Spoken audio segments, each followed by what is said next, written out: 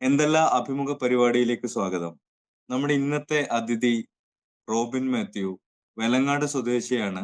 Bangalore based ആയിട്ടുള്ള Pride Wealth Management LLCയുടെ founder and CEO ആണ്. ആഹ് റോബിന്റെ പ്രധാനപ്പെട്ട വിഷയങ്ങൾ എന്ന് പറഞ്ഞാൽ സമ്പാദ്യം, നിക്ഷേപം, ബാങ്കിങ്, ഇൻഷുറൻസ് ഇതുപോലെയൊക്കെയാണ്. അപ്പം റോബിൻ കടന്നു വന്ന വഴികളെക്കുറിച്ചും അതുപോലെ തന്നെ ആഹ് ഈ റോബിന് ഇഷ്ടമുള്ള റോബിന്റെ വൈദഗ്ധ്യമുള്ള വിഷയങ്ങളെക്കുറിച്ചും നമ്മളോട് സംസാരിക്കും. Welcome Robin. Good evening. നമുക്ക് സ്റ്റാർട്ട് ചെയ്യാം. 3 പതിറ്റാണ്ട് മുമ്പ് ഞാൻ റോബിനെ കാണുന്ന സമയത്ത് ജീവിതത്തോട് ഭയങ്കരമായിട്ട് സ്ട്രഗിള് ചെയ്യുന്ന ഒരു സ്റ്റുഡന്റ് ആയിരുന്നു റോബിൻ. അത് കഴിഞ്ഞിട്ട് ഇപ്പം ഞാൻ റോബിനെ കാണുമ്പം ഇതേപോലെ ജീവിതത്തോട് പലതരത്തിൽ സ്ട്രഗിൾ ചെയ്യുന്ന പല ഫിനാൻഷ്യൽ ആയിട്ടുള്ള പലതരത്തിലുള്ള ഗൈഡൻസ് നൽകുന്ന, കൺസൾട്ടേഷൻ നൽകുന്ന ഒരാളാണ്. ഈ ഒരു മാറ്റം എങ്ങനെയാണ് റോബിൻ ഇതുപോലെയായിട്ട് മാറിയത്? അത് പറഞ്ഞു കഴിഞ്ഞാല് എൻ്റെ ആദ്യത്തെ സാലറി 1991 34 ഇയേഴ്സ് ബാക്ക് 20 രൂപയ്ക്കാണ് ഞാൻ ദിവസക്കൂലി വെലങ്ങാട്ടില് തുടങ്ങിയത്. അങ്ങനെ 20 രൂപയ്ക്ക് ഡെയിലി ജോലി ചെയ്ത് അന്ന് വെലങ്ങാട് ഒരു സർവീസ് സഹകരണ ബാങ്ക് ഉണ്ട്. ആ ബാങ്കിൽ ഞാൻ അക്കൗണ്ട് ഓപ്പൺ ചെയ്തത് ഡേറ്റ് 9/1/1989 അക്കൗണ്ട് ഓപ്പൺ ചെയ്തതാണ്. അന്ന് അമ്മയാണ് പറഞ്ഞു തന്നത് അക്കൗണ്ട് ഓപ്പൺ ചെയ്യണം. 6ാം ക്ലാസ്സിൽ പഠിക്കുന്ന സമയത്താണ്. അതായത് ഞാൻ ജനിച്ചത് ഒക്ടോബർ 1976. കഴിഞ്ഞ മാസം 49 വയസ്സ് കംപ്ലീറ്റ് ആയി. ഇപ്പൊ 13 വയസ്സ് ആയപ്പോ ബാങ്കില് സേവിങ്സ് ബാങ്ക് അക്കൗണ്ട് ഓപ്പൺ ചെയ്യാൻ പറ്റി. അങ്ങനെ സേവിങ്സ് എന്താണ് അന്ന് അമ്മ പറഞ്ഞു തന്ന ആ ഓർമ്മയും ആ അറിവുമാണ്. അവിടുന്നായിരുന്നു തുടക്കം. പിന്നെ റോബിന്റെ ഒരു വീട്, കുട്ടിക്കാലം, അമ്മ, അച്ഛൻ, ആ ഒരു കാര്യം കൂടി ഒന്ന് പറയാമോ? തീർച്ചയായിട്ടും. അതായത് ഈ വെലങ്ങാട് എന്ന് പറഞ്ഞ സ്ഥലം എന്റെയൊക്കെ ചെറുപ്പത്തില് ഞാനൊക്കെ ഒരു 4ാം ക്ലാസ്സിലും 3ലും ഒക്കെ പഠിക്കുന്ന സമയത്ത് ഞാൻ ഓർക്കുന്നത് അതാണ് ഈ ലോകത്തിന്റെ അവസാനം. അതാണ് വെലങ്ങാടിന്റെ അപ്പുറത്തേക്ക് വേറെ ഒരു ഭൂമി അവിടെ കൊണ്ട് തീരുവാണ്. കാരണം അവിടെയാണ് ലാസ്റ്റ് ബസ് വരുന്നത്. റോഡ് അവിടെ കൊണ്ട് തീരുവാണ്. അതിനുശേഷം പിന്നെ വയനാട് ഫോറസ്റ്റ് ആണ്, പിന്നെ പുഴയാണ്, ഫോറസ്റ്റ് ആണ്. പിന്നെ നമ്മള് എവിടെ പോയി കഴിഞ്ഞാൽ ലാസ്റ്റ് ബസ് സ്റ്റോപ്പ് വെലങ്ങാട് എന്ന് പറയുന്ന സ്ഥലത്താണ്. എവിടെ പോകണമെങ്കിലും വെലങ്ങാട് സ്റ്റാർട്ട് ചെയ്യണം. അങ്ങനെയുള്ള ഒരു കുടിയേറ്റ ഗ്രാമത്തിലാണ് ഞാൻ ജനിച്ചത്. ഞാന് വളർന്ന് ഡിഗ്രി വരെയും പഠിച്ച വീട്ടില് അല്ലെങ്കിൽ ആ പരിസരത്ത് ഇന്ന് വരെയും കറണ്ട് എത്തിയിട്ടില്ല. ഞാൻ ഡിഗ്രി ബികോം പഠിച്ച് 96-99 ഞാൻ ഡിഗ്രി കഴിഞ്ഞത്, ബികോം കഴിഞ്ഞത്. ഈ ബികോം പരീക്ഷയ്ക്ക് പഠിക്കുന്നതും മണ്ണെണ്ണ വിളക്കിലാണ്. അതായിരുന്നു വെലങ്ങാട് ഞാന് ജനിച്ചു വളർന്ന വീടിന്റെ അവസ്ഥ. ഇന്നും കറണ്ട് എത്താത്ത സ്ഥലമാണത്. അതായത് മെയിൻ റോഡിൽ നിന്ന് ഒരു 1/2 കിലോമീറ്റർ ഉള്ളിലേക്ക്. എനിക്ക് ഓർമ്മയുണ്ട്, റഷീദ് എന്റെ വീട്ടിൽ വന്നിട്ടുണ്ട് 94-95 കാലങ്ങളിൽ നമ്മൾ മൊകേരി കോളേജില് പ്രീ ഡിഗ്രിക്ക് പഠിക്കുന്ന സമയത്ത്. അങ്ങനെ അതാണ് എൻ്റെ ഓർമ്മയിലെ ചെറുപ്പകാലം എന്ന് പറയുന്നത്. 8ാം ക്ലാസ്സില് പഠിത്തം നിർത്തിയതാണ്. ഞാൻ അതിനെ കുറിച്ച് ചോദിക്കാം. അമ്മ, അച്ഛൻ, അവരെ കുറിച്ചൊന്ന്. അമ്മ 2019 ഓഗസ്റ്റ് 13 വിട്ടുപോയി, മരിച്ചുപോയി. ചാച്ചൻ 2011 സെപ്റ്റംബർ ലെവലില് ചാച്ചനും മരിച്ചുപോയി. അങ്ങനെ ചാച്ചന് അങ്ങാടിയിൽ, എൻ്റെ ഫാദർ വെലങ്ങാട് ടൗണില് ലോഡ് ഇറക്കുകയും ചുമട്ട് തൊഴിലാളിയായിരുന്നു.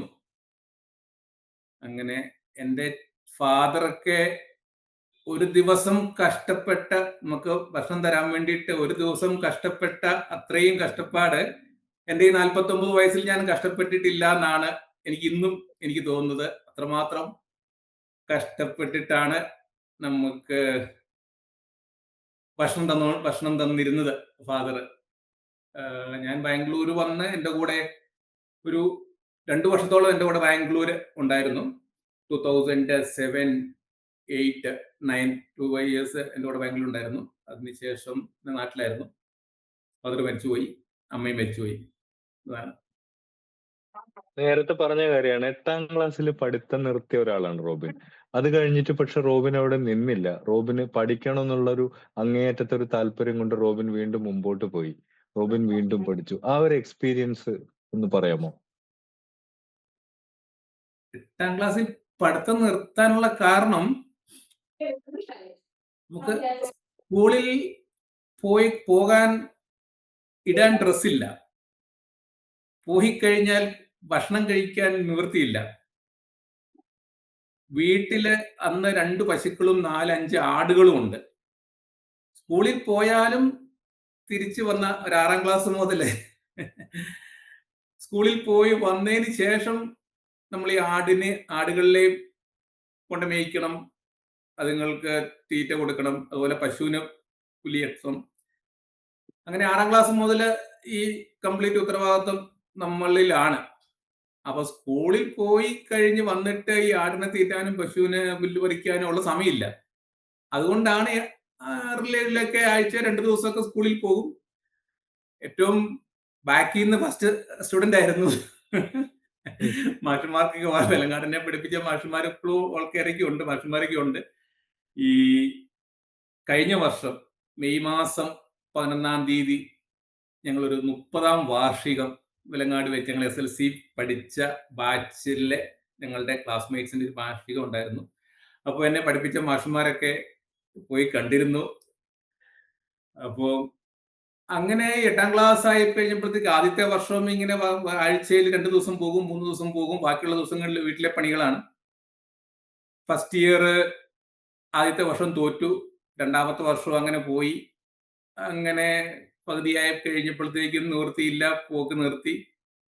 പിന്നെ നമ്മുടെ ഒരു അയൽവാസി മേരിച്ചേടത്തിയുണ്ട്, കാവിൽപുരയിടത്തിൽ മേരിച്ചേടത്തിയുണ്ട്. മേരിച്ചേടത്തിയാണ് എന്നെ ശരിക്കും, നീ സ്കൂളിൽ പോകാതെ ഞാൻ സമ്മതിക്കില്ല റോയി, നീ പോകണം, നീ എന്തൊക്കെ ഒഴിവുകഴിവ് പറഞ്ഞാലും ഞാൻ സമ്മതിക്കില്ല, അല്ലെങ്കിൽ നീ ഇനി ഇങ്ങോട്ട് വരണ്ട. കാരണം അന്ന് നമുക്ക് 3 നേരം ഭക്ഷണം കഴിക്കണമെങ്കിൽ അന്ന് മേരിച്ചേടത്തിയുടെ അടുത്തുനിന്നാണ് ഇവള് ഭക്ഷണം കഴിക്കുന്നത്. അപ്പോൾ ആഴ്ചയിൽ 7 ദിവസവും അവിടെ പോകാറുണ്ട്.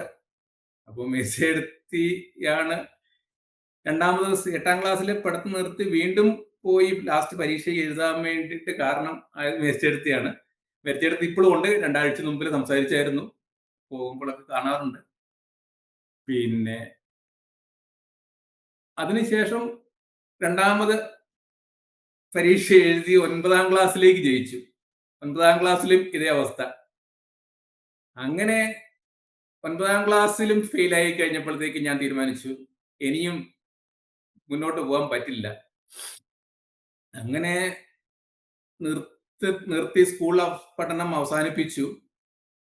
ആ വർഷമാണ്, അതായത് 1992 വിലങ്ങാട് ഒരു പാരൽ കോളേജ് തുടങ്ങുന്നത്. എനിക്ക് തോന്നുന്നത് നമ്മുടെ സുരേഷ് മാഷ് അതിന്റെ ഒരു ഫൗണ്ടർ മെമ്പറാണ്. സുരേഷ് മാഷ് അന്നത്തെ അധ്യാപകനാണ് അവിടെ. അന്ന് എന്നെ പഠിപ്പിച്ച, അന്ന് ഞാൻ ഈ 9ാം ക്ലാസ്സിൽ പഠിത്തം നിർത്തി. 9ാം ക്ലാസ്സിൽ ആദ്യത്തെ വർഷം കഴിഞ്ഞു, ഫെയിലായി. അങ്ങനെ നിർത്താൻ തീരുമാനിക്കുന്നു. അടുത്തുള്ള സുഹൃത്തുക്കൾ എന്നോട് പറഞ്ഞു തരുന്നു, ഓക്കെ, നിനക്ക് ഇനി വീണ്ടും 9ാം ക്ലാസ്സിൽ പോകാൻ താല്പര്യമില്ലെങ്കിൽ ഇങ്ങനെ ഒരു ഓപ്ഷൻ ഉണ്ട്, പ്രൈവറ്റ് ആയിട്ട് SLC എഴുതി പാസ്സാകാനുള്ള ഒരു ഓപ്ഷൻ ഉണ്ട്, നീ എന്തുകൊണ്ട് അങ്ങനെ ചെയ്യുന്നില്ല? അങ്ങനെ അന്വേഷിച്ചു കഴിഞ്ഞപ്പം 300 രൂപ ഫീസ് വേണം. അതായത് പാരൽ കോളേജിൽ പ്രൈവറ്റ് ആയിട്ട് പോയി SLC പഠിച്ച് പരീക്ഷ എഴുതണമെങ്കിൽ 300 രൂപ കോളേജിൽ ഫീസ് കൊടുക്കണം. 300 രൂപ കോളേജ് ഫീസ് കൊടുക്കാൻ നമുക്കന്ന് യാതൊരു നിവൃത്തിയില്ല. പക്ഷെ എന്തോ ഒരു ഭാഗ്യവശാല് നമ്മുടെ അയൽവാസി വീട് പണിയുന്നുണ്ട്. അത് കുട്ടിച്ചൻ ചേട്ടൻ എന്നാണ് പുള്ളിയുടെ പേര്, മാഞ്ഞിക്കുളം, അതായത് ഒരു 1 കിലോമീറ്റർ ദൂരത്തിലാണ്. അപ്പൊ അവരുടെ വീട് പണിയാൻ വേണ്ടിയിട്ട് മിറ്റല്, ഒരു ലോഡ് മിറ്റല് അവരുടെ വീട്ടിലേക്ക് ലോറി വരില്ല. ഒരു 3/4 കിലോമീറ്റർ താഴെയാണ് ഈ മിറ്റല് കൊണ്ട് ഇറക്കിയിരിക്കുന്നത്. ഈ മിറ്റല് തലച്ചുമട്ടിൽ മാത്രമേ അവരുടെ വീട് പണിയുന്ന സ്ഥലത്തേക്ക് എത്തിക്കാൻ പറ്റുള്ളൂ. ഈ മിറ്റല് ഒരു ലോഡ് മിറ്റല് അവരുടെ ഈ റോഡിൽ നിന്ന് ചുമന്ന് വീട്ടിൽ എത്തിച്ചു കഴിഞ്ഞാൽ അത് 300 രൂപയ്ക്ക് ഞാൻ കരാറെടുക്കുകയാണ്. അങ്ങനെ ഒരു 20 ദിവസം കൊണ്ട് ഞാൻ ഈ മെറ്റലിൽ ചുമന്ന് മുഴുവൻ അവിടെ എത്തിക്കുന്നു. 300 രൂപ എൻ്റെ കയ്യിൽ സമ്പാദിക്കുന്നു. ആ 300 രൂപയും കൊണ്ടാണ് ഞാൻ ഈ പാരൽ കോളേജിന്റെ പേര് കൈത്തിരി എഡ്യൂക്കേഷണൽ ട്രസ്റ്റ് എന്നാണ്. സുരേഷ് മാഷ് ഓർമ്മയുണ്ടാകുമെന്ന് ഞാൻ വിശ്വസിക്കുന്നു. അങ്ങനെ സുരേഷ് മാഷ്, ഞാൻ അവിടെ പോകുന്നു, കൈത്തിരി എഡ്യൂക്കേഷൻ ട്രസ്റ്റിൽ പോകുന്നു. അവിടെ ചെന്ന് അവരുടെ കൂടെ ഞാൻ പറയുന്നു, ഓക്കെ മാഷന്മാരൻ അശോകൻ മാഷാണ് അന്ന് അവിടെ ഉള്ളത്. ഞാൻ എൻ്റെ അപ്ലിക്കേഷൻ തരുന്നു, അപ്ലിക്കേഷൻ ഫിൽ ചെയ്ത് കൊടുക്കുന്നു. എന്നോട് ഡേറ്റ് ഓഫ് ബർത്ത് ഫിൽ ചെയ്യാൻ പറയുന്നു. എനിക്ക് ഓർമ്മയുള്ള ഡേറ്റ് ഓഫ് ബർത്ത് ഞാൻ അങ്ങ് എഴുതി കൊടുക്കുന്നു. അത് സ്കൂളിൽ ഉണ്ടായിരുന്ന ഡേറ്റ് ഓഫ് ബർത്ത് ആയിരുന്നില്ല.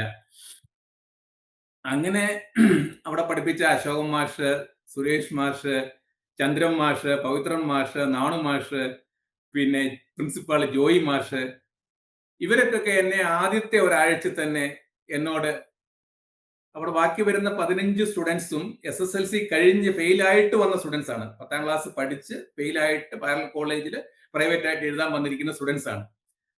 അപ്പൊ ഞാൻ 10ാം ക്ലാസ്സിൽ പഠിച്ചിട്ടില്ല. 9ാം ക്ലാസ്സിൽ ഒരു വർഷം കഴിഞ്ഞു, രണ്ടാമത്തെ. അങ്ങനെയാണ് ഞാൻ പാരൽ കോളേജിൽ 1992 ജൂൺ മാസത്തില് ജോയിൻ ചെയ്യുന്നത്.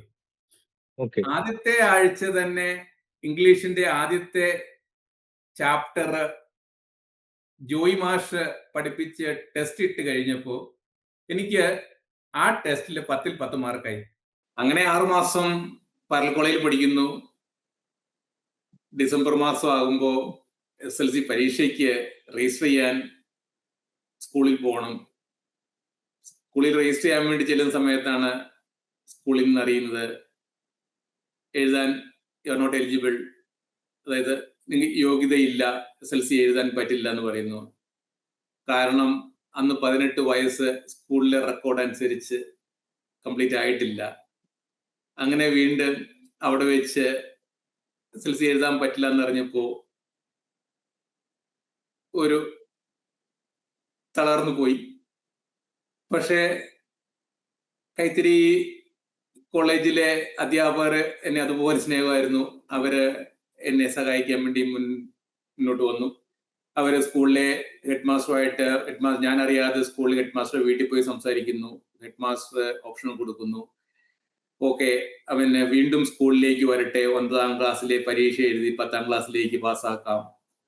അങ്ങനെ 93-94 ഞാൻ വെലങ്ങാട് സ്കൂളിൽ SLC വീണ്ടും സ്കൂളിൽ പോയി ചേർന്നു. SLC പരീക്ഷ എഴുതി പാസ്സാകുന്നു. അവിടുന്ന് 94-96 മുഗരി കോളേജില് 4th ഗ്രൂപ്പ് പഠിച്ച് അവിടെ പാസ്സാകുന്നു. അതിനുശേഷം 96-99 വടകര മേഴ്സി കോളേജില് BCom പഠിക്കുന്നു. അങ്ങനെ അതായിരുന്നു നാട്ടിലെ ഒരു ജീവിതം. BCom കഴിഞ്ഞതിന് ശേഷം റോബിൻ പിന്നെ ബാംഗ്ലൂരിലേക്ക് പോവാണ്. അപ്പൊ റോബിന്റെ മുമ്പിൽ പ്രത്യേകമായിട്ടുള്ള ഒരു പ്ലാനോ അല്ലെങ്കിൽ ഗോഡ് ഫാദറോ ഒന്നുമില്ല. റോബിൻ അങ്ങ് ഇറങ്ങി പോവാണ് ചെയ്യുന്നത്. അപ്പം ആദ്യ കാലങ്ങളിലുള്ള, പിന്നീട് റോബിന്റെ ഒരു ജീവിതം തന്നെ ബാംഗ്ലൂരായിട്ട് മാറുക ചെയ്യുന്നത്. അപ്പം ആദ്യകാലങ്ങളിൽ റോബിന്റെ അവിടുത്തെ ജീവിതം ഏത് രീതിയിലായിരുന്നു? ഭയങ്കര ബുദ്ധിമുട്ടുള്ളതായിരുന്നോ? അതായത് ബാംഗ്ലൂർ വരാൻ കാരണം എന്റെ BCom ക്ലാസ്മേറ്റ് പ്രവീൺ, ഇപ്പോഴും പ്രവീൺ ഇവിടെ ഉണ്ട്. അങ്ങനെ പ്രവീൺ എന്നെക്കാട്ടിലും ഒരു 1 മന്ത് മുമ്പിൽ എന്റെ BCom ക്ലാസ്മേറ്റ് ആണ്. ബാംഗ്ലൂർ വന്ന് ജോയിൻ ചെയ്യുന്നു, വെബ് ഡിസൈനിങ് കോഴ്സിന് ജോയിൻ ചെയ്യുന്നു. അങ്ങനെ പ്രവീണും ജിതേഷ്, അങ്ങനെ അവർ 2 പേരും 3 പേരുണ്ടായിരുന്നു. അങ്ങനെ അവര് ഇവിടെ കൂടെ ഒരാഴ്ച താമസിക്കാൻ വേണ്ടിയിട്ട് വെലങ്ങാടുള്ള എൻ്റെ സുഹൃത്ത്, എനിക്ക് ഇപ്പോഴും ഓർമ്മയുണ്ട്, ജെയിൻ, മാമ്പള്ളിയിൽ ജെയിൻ്റെ കയ്യിൽ നിന്ന് ഞാൻ 500 രൂപ വായ്പ വാങ്ങിയിട്ടാണ് ഞാൻ 1999 ഓഗസ്റ്റ് 6 ബാംഗ്ലൂരേക്ക് വരുന്നത്. ഒരാഴ്ച ബാംഗ്ലൂർ നിൽക്കണം, വീണ്ടും കൂടെ അവരുടെ കൂടെ സ്റ്റേ ചെയ്യണം, താമസിക്കണം, ബാംഗ്ലൂർ കാണണം എന്നൊരു പ്ലാനേ ഉണ്ടായിരുന്നുള്ളൂ. പക്ഷേ ബാംഗ്ലൂർ വന്നു. 3-ാമത്തെ ദിവസം ഓഫീസിൽ വെറുതെ പോയി ഒരു ബയോഡാറ്റ കൊടുത്തു. പിറ്റേ ദിവസം വരാൻ പറഞ്ഞു. അതൊരു ചാർട്ടേഡ് അക്കൗണ്ടിന്റെ ഓഫീസായിരുന്നു. അവിടെ പോകുന്നു. ഒരു വാക്ക് പോലും നമുക്ക് ഇംഗ്ലീഷിൽ സംസാരിക്കാൻ അറിയത്തില്ല, ബയോഡാറ്റ എന്താന്ന് പോലും അറിയത്തില്ല. ബികോം കഴിഞ്ഞു എന്നൊക്കെ നാട്ടിലെ വലിയ കാര്യത്തിനൊക്കെ പറയാന്നല്ലാതെ. അങ്ങനെ വന്നു, ഇന്റർവ്യൂ അറ്റൻഡ് ചെയ്തു. ആദ്യത്തെ സാലറി 1700 രൂപയായിരുന്നു. അങ്ങനെ വന്ന് 3-ാമത്തെ ദിവസം ബാംഗ്ലൂരിൽ ജോലി കിട്ടി. അവിടെ നിന്നായിരുന്നു തുടക്കം. അങ്ങനെ പ്രവീണും ജിതേഷും ഒക്കെ ഒരു 6 മാസം കഴിഞ്ഞപ്പോഴത്തേക്കും പോകുന്നു.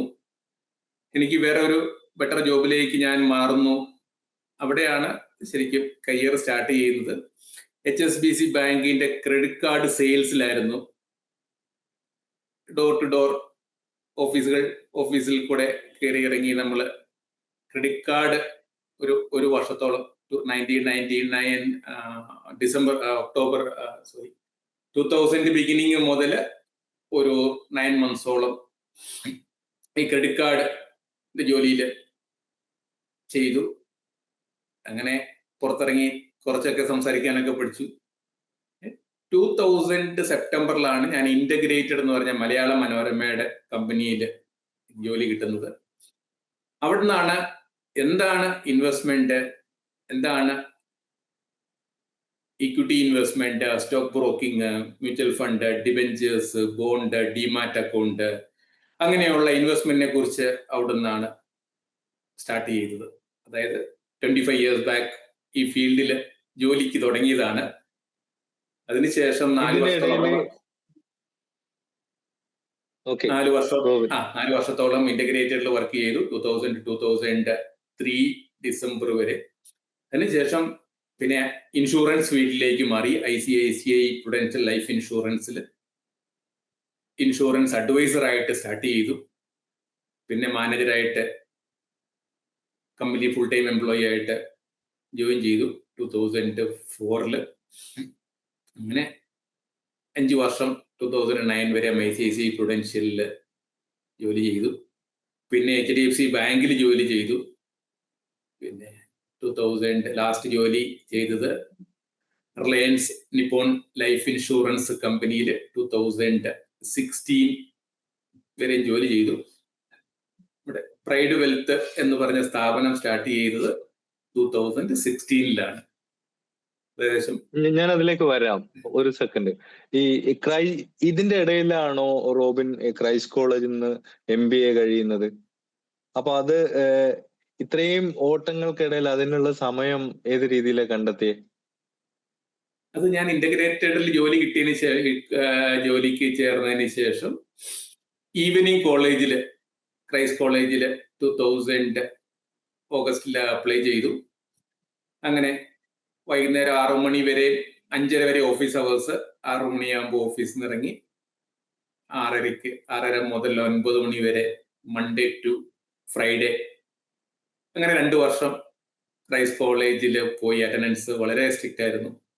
അങ്ങനെയാണ് MBA കംപ്ലീറ്റ് ചെയ്യാൻ സാധിച്ചത് ബാംഗ്ലൂർ ക്രൈസ്റ്റ് കോളേജിൽ നിന്ന്. 2002 കംപ്ലീറ്റ് ചെയ്തു. നമുക്ക് ഈ പ്രൈഡ് വെൽത്ത് മാനേജ്മെന്റ് എന്ന് പറയുന്ന റോബിന്റെ കമ്പനിയിലേക്ക് വരാം. എന്താണ് ഈ കമ്പനിയുടെ ഒരു ബേസ്? എന്താണ്, എന്തൊക്കെ സർവീസസ് ആണ് അത് പ്രൊവൈഡ് ചെയ്യുന്നത്? അത് ഞാൻ പറഞ്ഞല്ലോ, എൻ്റെ ഒരു ഏരിയ ഓഫ് എക്സ്പീരിയൻസ് എന്ന് പറഞ്ഞത് ആദ്യത്തെ 4 വർഷം ഞാൻ ജോലി ചെയ്തത് ഈ stock broking, mutual fund, investment advisory കമ്പനിയിലാണ് ഞാൻ ജോയിൻ ചെയ്തത്. അതിനുശേഷം ലൈഫ് ഇൻഷുറൻസ് കമ്പനിയിൽ 5 വർഷം വർക്ക് ചെയ്തു. അതിനുശേഷം HDFC ബാങ്കിൽ വർക്ക് ചെയ്തു. അങ്ങനെ ബാങ്കിൽ വർക്ക് ചെയ്തപ്പോഴും ലൈഫ് ഇൻഷുറൻസിൽ വർക്ക് ചെയ്തപ്പോഴും നമ്മൾ ഒരുപാട് ആൾക്കാരെ ഓരോ ദിവസവും മീറ്റ് ചെയ്യാറുണ്ട്. അപ്പോൾ ഒരേ ആൾക്കാർക്കും ഒന്നിലധികം ആവശ്യങ്ങളാണ്. ഇപ്പം ലൈഫ് ഇൻഷുറൻസ് വാങ്ങുന്നയാൾക്ക് അവർക്ക് മ്യൂച്വൽ ഫണ്ടിനെ കുറിച്ച് അറിയണം, അവർക്ക് സ്റ്റോക്കിന് എങ്ങനെ ഇൻവെസ്റ്റ് ചെയ്യുന്നതിനെ കുറിച്ച് അറിയണം, ഡിമാറ്റ് അക്കൗണ്ട് എന്താണെന്ന് അറിയണം, റിട്ടയർമെന്റ് എന്താണെന്ന് അറിയണം, കുട്ടികളുടെ എഡ്യൂക്കേഷനെ കുറിച്ച് അറിയണം. അപ്പോ ഇതെല്ലാം കൂടെ ഒരു അണ്ടർ വൺ അംബ്രല്ല, ഒരു കുടക്കീഴിൽ ഈ എല്ലാ സേവനങ്ങളും കൊടുക്കണം. ഒരു കമ്പനിയിൽ വർക്ക് ചെയ്യുമ്പം HDFC ബാങ്കിൽ വർക്ക് ചെയ്യുമ്പോൾ HDFC ബാങ്കിന്റെ ആ സർവീസുകളും അവിടുത്തെ പ്രൊഡക്റ്റുകളും മാത്രമേ നമുക്ക് കസ്റ്റമർക്ക് ഓഫർ ചെയ്യാൻ പറ്റുന്നുള്ളൂ. അപ്പൊ അങ്ങനെയാണ് നമ്മളായിട്ട് ഒരു കമ്പനി ഫോം ചെയ്യുക.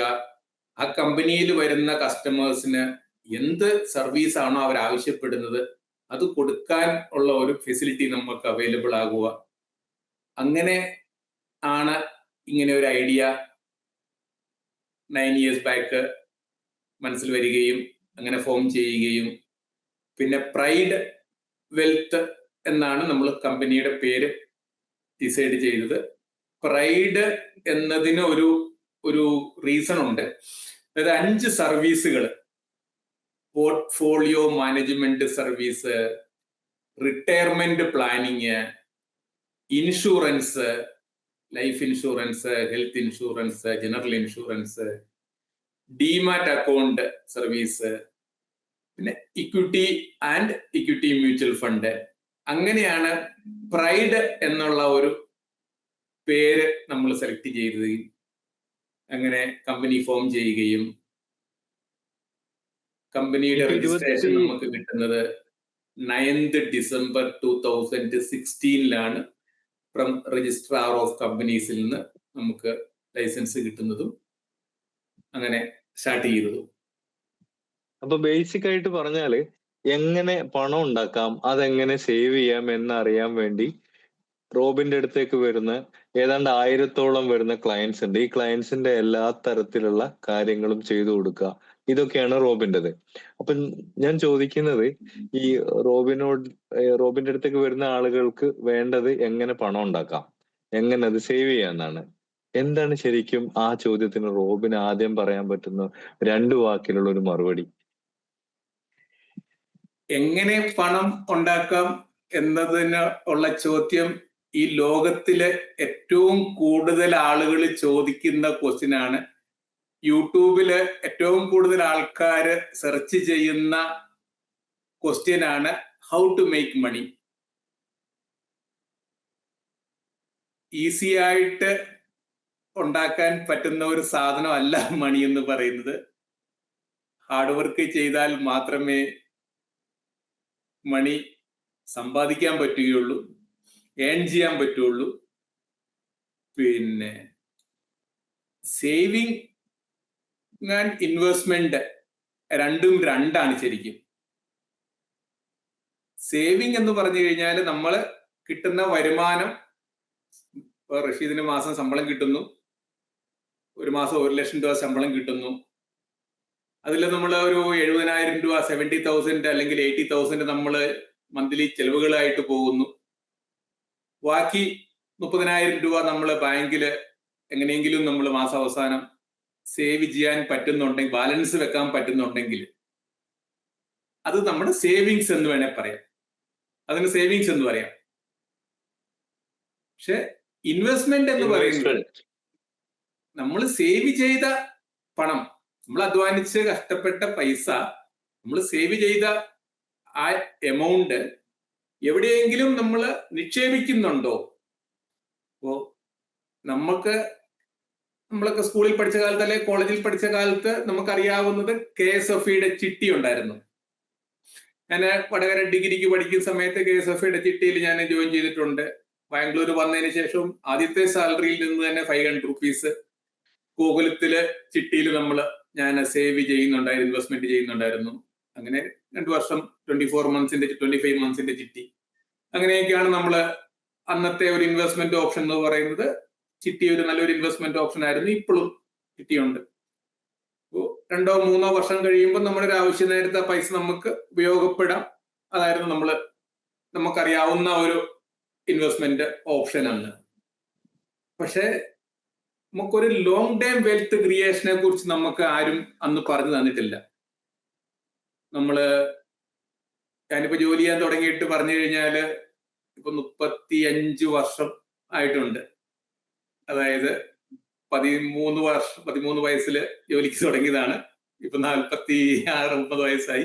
36 വർഷത്തോളമായി ജോലി ചെയ്യുന്നുണ്ട്. അന്ന് ഒരു മാസത്തിൽ 100 രൂപ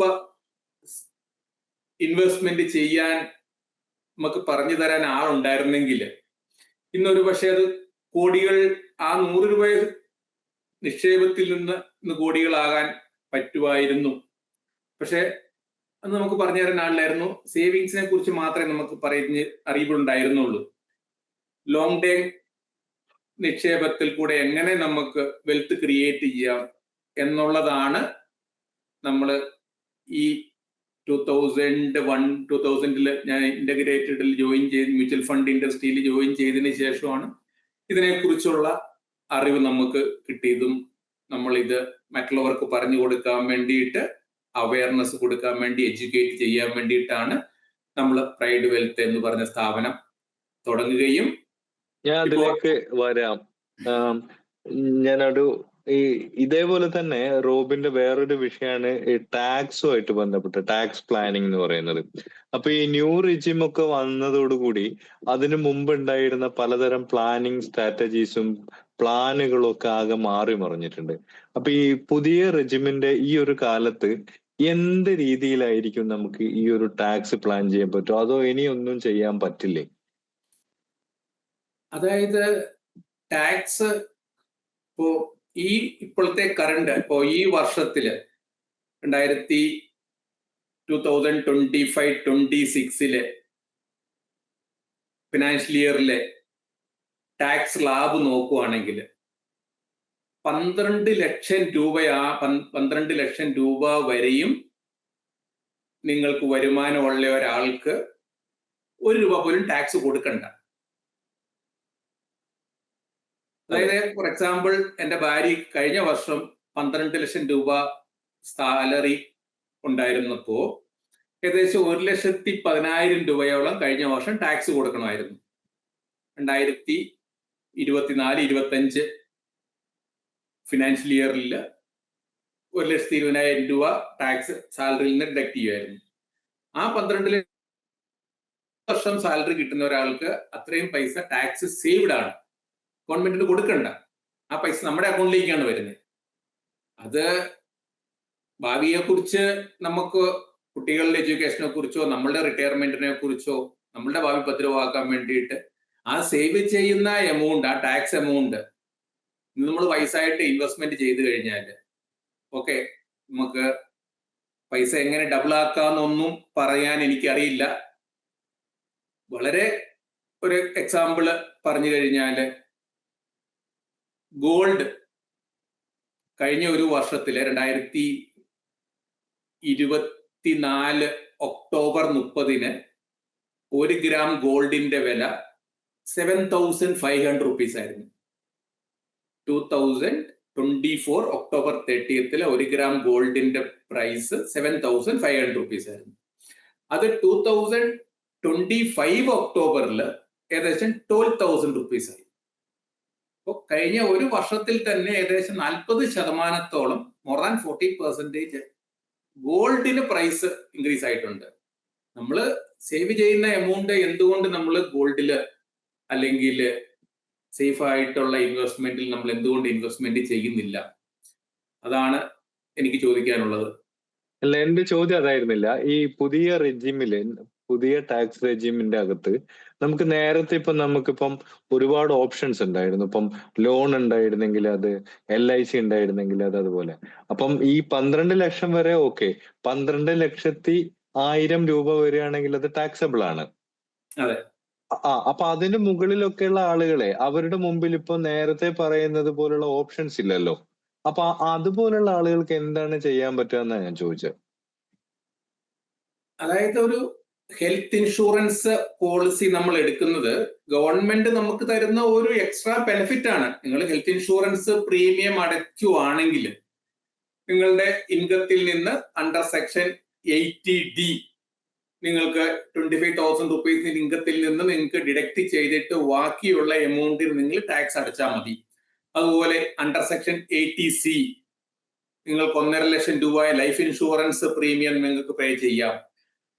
അതുപോലെ സെക്ഷൻ 24 ഹോം ലോൺ എടുത്തു കഴിഞ്ഞാൽ അതിന്റെ EMI നിങ്ങൾ അടയ്ക്കുമ്പോൾ അതിന്റെ ഇൻട്രസ്റ്റ് ആയിട്ട് അടയ്ക്കുന്ന എമൗണ്ടിന് ഇത്ര രൂപ നിങ്ങൾക്ക് ടാക്സ് സേവ് ചെയ്യാം. 2 lakhs വരെയും അത്രയും 2 lakhs എമൗണ്ട് ഡിഡക്ട് ചെയ്തിട്ട് ബാക്കിയുള്ള എമൗണ്ടിന് ടാക്സ് കൊടുത്താൽ മതി എന്നുള്ളത് ഓൾഡ് റിജൈമിൽ ഉള്ള ഓപ്ഷൻസ് ആണ്.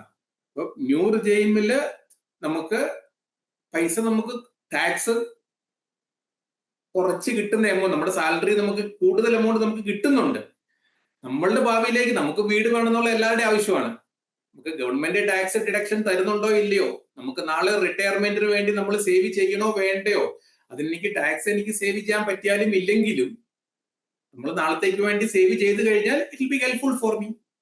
അതെനിക്ക് നാളെ ഹെൽപ്പ് ആകും. കുട്ടികൾക്ക് വേണ്ടി നമ്മളൊരു ലൈഫ് ഇൻഷുറൻസ് പോളിസിയിൽ ഇൻവെസ്റ്റ് ചെയ്ത് കഴിയുമ്പോൾ ലൈഫ് ഇൻഷുറൻസ് പോളിസിയിലേക്ക് നമ്മൾ ഇൻവെസ്റ്റ് ചെയ്യുമ്പോൾ ഗവൺമെന്റ് എനിക്ക് ടാക്സ് സേവ് ചെയ്യാൻ ഓപ്ഷൻ തരുന്നുണ്ടോ ഇല്ലയോ എന്നുള്ളതിനെക്കാട്ടിലും ഇമ്പോർട്ടന്റ് ഞാൻ ആ എമൗണ്ട് 1 ലക്ഷം രൂപ ഞാൻ സേവ് ചെയ്ത് കഴിഞ്ഞാൽ 15 വർഷം കഴിയുമ്പോൾ എന്റെ കുട്ടിയുടെ എഡ്യൂക്കേഷന് വേണ്ടിയിട്ട് എനിക്ക് എമൗണ്ട് തീർച്ചയായിട്ടും എനിക്കത് ബെനിഫിറ്റ് ആകും. അതുപോലെ ഇൻഷുറൻസിൽ നമുക്ക് കിട്ടുന്ന മച്യൂരിറ്റി എമൗണ്ട് കിട്ടുന്ന എമൗണ്ട് കംപ്ലീറ്റ് ടാക്സ് പേ ആയിട്ട് കിട്ടുന്നുണ്ട്. ഓക്കെ ഓക്കെ, ഞാൻ വേറൊന്നിലേക്ക് വരികയാണ്. മ്യൂച്വൽ ഫണ്ട്സിന്റെ കാര്യം കുറച്ച് നേരത്തെ പറഞ്ഞു. എന്താണ് ഈ സംഭവം? ഇതെങ്ങനെയാണ് നമുക്ക് ഗുണമുള്ള ഒരു കാര്യമായിട്ട് മാറ്റുന്നത്? എന്താണ് അതിൽ ശ്രദ്ധിക്കേണ്ട കാര്യങ്ങൾ എന്താണ്? മ്യൂച്വൽ ഫണ്ട് എന്ന് പറയുന്നത് ഇന്ത്യയില് ഏറ്റവും സ്ട്രിക്റ്റ് ആയിട്ട് റെഗുലേറ്റ് ചെയ്ത് മുന്നോട്ട് പോകുന്ന ഒരു നിക്ഷേപ മാർഗമാണ് മ്യൂച്വൽ ഫണ്ട്. 1963 ഇന്ത്യയിലെ ആദ്യത്തെ മ്യൂച്വൽ ഫണ്ട് കമ്പനി ഗവൺമെന്റ് അപ്രൂവലോടുകൂടി സ്റ്റാർട്ട് ചെയ്തത്. അതിന് Unit Trust of India UTI mutual fund. Life Insurance Corporation start ചെയ്യാൻ വേണ്ടി ഗവൺമെന്റ് ഓഫ് ഇന്ത്യ അപ്രൂവൽ കൊടുത്തതുപോലെ തന്നെ 1963 മ്യൂച്വൽ ഫണ്ട് സ്റ്റാർട്ട് ചെയ്യാൻ വേണ്ടിയിട്ട് UTI മ്യൂച്വൽ ഫണ്ടിന് ഗവൺമെന്റ് അംഗീകാരം കൊടുക്കുന്നു. മ്യൂച്വൽ ഫണ്ട് ബിസിനസ് ഇന്ത്യയിൽ സ്റ്റാർട്ട് ചെയ്യുന്നു. അതിനുശേഷം 1987 ബാങ്കുകൾ മ്യൂച്വൽ ഫണ്ട് ബിസിനസ് സ്റ്റാർട്ട് ചെയ്യുന്നു. State Bank of India mutual fund, State Bank of ഇന്ത്യയുടെ സിസ്റ്റർ കമ്പനിയായിട്ട് SBI മ്യൂച്വൽ ഫണ്ട് സ്റ്റാർട്ട് ചെയ്യുന്നു. അതുപോലെ കാനറ, റൊബേക്കോ അങ്ങനെയുള്ള ബാങ്കുകൾ 1987 ഇന്ത്യയിൽ സ്റ്റാർട്ട് ചെയ്യുന്നു. 1992-93 പ്രൈവറ്റ് കമ്പനികൾ ഗവൺമെന്റ് അംഗീകാരം കൊടുക്കുന്നത് മ്യൂച്വൽ ഫണ്ട് ബിസിനസ് റൺ ചെയ്യാൻ വേണ്ടിയിട്ട്. എന്റെ ചോദ്യം, ഈ മ്യൂച്വൽ ഫണ്ട്സ് നമുക്ക് എങ്ങനെ എന്താ പറയാ നന്നായിട്ട് കൈകാര്യം ചെയ്യാൻ പറ്റും? ശ്രദ്ധിക്കേണ്ട കാര്യങ്ങൾ എന്താണെന്ന് അതുകൂടെയായിരുന്നു. വളരെ സിമ്പിൾ ആണ്. നമ്മള് ഇപ്പൊ ഗൂഗിളിനകത്ത് നമ്മൾ സെർച്ച് ചെയ്ത് കഴിഞ്ഞാൽ how to invest in mutual fund എന്ന് നമ്മളൊന്ന് ഗൂഗിളിൽ അടിച്ചു കഴിഞ്ഞു കഴിഞ്ഞാൽ നമുക്ക് 100 ആൻസർ നമുക്ക് കിട്ടും. അത് നമുക്കൊരു അസുഖം വന്നിട്ട് നമ്മള് ഗൂഗിളിനകത്ത് സെർച്ച് ചെയ്ത് നമ്മൾ മെഡിസിൻ സെർച്ച് ചെയ്ത് നമ്മൾ മെഡിക്കൽ ഷോപ്പിൽ പോയി മെഡിസിൻ വാങ്ങുന്നതും ഗൂഗിളിൽ സെർച്ച് ചെയ്ത് മ്യൂച്വൽ ഫണ്ടിൽ ഇൻവെസ്റ്റ് ചെയ്യുന്നതും ഒരുപോലെയാണെന്നാണ് എൻ്റെ ഒരു അഭിപ്രായം. നമ്മൾ ഒരു അസുഖത്തിന് ഒരു വിദഗ്ധനായ ഡോക്ടറെ കണ്ട് ആ ഡോക്ടറുടെ ഉപദേശം അനുസരിച്ച് നമ്മൾ മരുന്ന് ട്രീറ്റ്മെന്റ് എടുത്തു കഴിഞ്ഞാൽ തീർച്ചയായിട്ടും നമ്മുടെ രോഗം ഭേദമാകും. അതുപോലെ തന്നെ ആയിരിക്കും മ്യൂച്വൽ ഫണ്ട് ഡിസ്ട്രിബ്യൂട്ടേഴ്സിന് ഗവൺമെന്റ് ഒരു സർട്ടിഫിക്കേഷൻ ഒക്കെ നിർബന്ധമാക്കിയിട്ടുണ്ട്. ഒരു റെഗുലേറ്ററി ബോഡി ഉണ്ട്, ഒരു ആംഫി എന്നൊരു അസോസിയേഷൻ ഉണ്ട്. മ്യൂച്വൽ ഫണ്ട് കമ്പനികളുടെയും കസ്റ്റമറുടെ സർവീസ് കൊടുക്കാൻ വേണ്ടിയിട്ടുള്ള ഒരു അസോസിയേഷനാണ് association of mutual funds of India.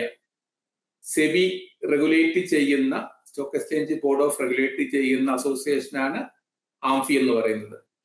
അപ്പോ ആംഫിയുടെ ലൈസൻസ് ഉള്ള ഒരാൾക്ക് മാത്രമേ ഒരു മ്യൂച്വൽ ഫണ്ട് ഡിസ്ട്രിബ്യൂട്ടർ ആയിട്ട്, ഒരു അഡ്വൈസർ ആയിട്ട് വർക്ക് ചെയ്യാൻ പറ്റുള്ളൂ. 3 വർഷം ഒരേ 3 വർഷത്തിലും ലൈസൻസ് കമ്പൽസറി ആയിട്ട് റിന്യൂ ചെയ്തിരിക്കണം. അത് അങ്ങനെ ലൈസൻസ് ഉള്ള ഒരു മ്യൂച്വൽ ഫണ്ട് ഡിസ്ട്രിബ്യൂട്ടർ എടുത്തുനിന്നാണ് നമ്മളൊരു അഡ്വൈസ് എടുത്തിട്ടാണ് ഒരു മ്യൂച്വൽ ഫണ്ട് ഇൻവെസ്റ്റ്മെന്റ് ചെയ്യുന്നതെങ്കിൽ നമുക്ക് 93 ഇയേഴ്സ് ആയിട്ടുള്ള ക്ലയന്റ് ഉണ്ട്. Professor Nirmala Rajamannar, retired Delhi university ഡയറക്ടറാണ്, എൻ്റെ ക്ലയന്റ് ആണ്. ബാംഗ്ലൂരിലാണ് അവർ താമസിക്കുന്നത്.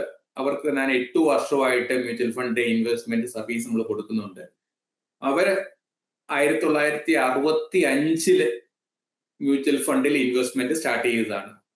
മിനിമം 100 റുപ്പീസ് ആണ് മ്യൂച്വൽ ഫണ്ട് സ്കീമുകളിൽ മൈക്രോ SIP അല്ലെങ്കിൽ മന്ത്ലി നിക്ഷേപം, അല്ലെങ്കിൽ നിങ്ങൾക്ക് 100 രൂപ നമ്മുടെ കയ്യിലുണ്ട്, 100 രൂപ നമുക്ക് നിക്ഷേപിക്കാനുള്ള മാർഗമാണ് മ്യൂച്വൽ ഫണ്ട്.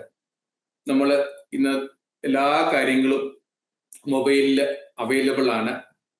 നമുക്ക് ഒരു റിലയബിൾ ആയിട്ടുള്ള ഒരു മ്യൂച്വൽ ഫണ്ടിൽ അഡ്വൈസറുടെ അഡ്വൈസ് എടുത്തുകൊണ്ട് നമ്മൾ ഇൻവെസ്റ്റ്മെന്റ് ചെയ്ത് കഴിഞ്ഞാൽ ദീർഘകാലത്തേക്കുള്ള നിക്ഷേപം തീർച്ചയായിട്ടും സുഗമമാകും. നമുക്കൊരു വെൽത്ത് ക്രിയേഷൻ മ്യൂച്വൽ ഫണ്ട് ഇൻവെസ്റ്റ്മെന്റിൽ കൂടെ സാധിക്കും.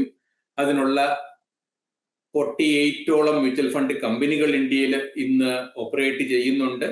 ഓരോ മ്യൂച്വൽ ഫണ്ട് കമ്പനിയിലും 100-ലധികം മ്യൂച്വൽ ഫണ്ട് ഡിഫറെന്റ് സ്കീമുകളുണ്ട്.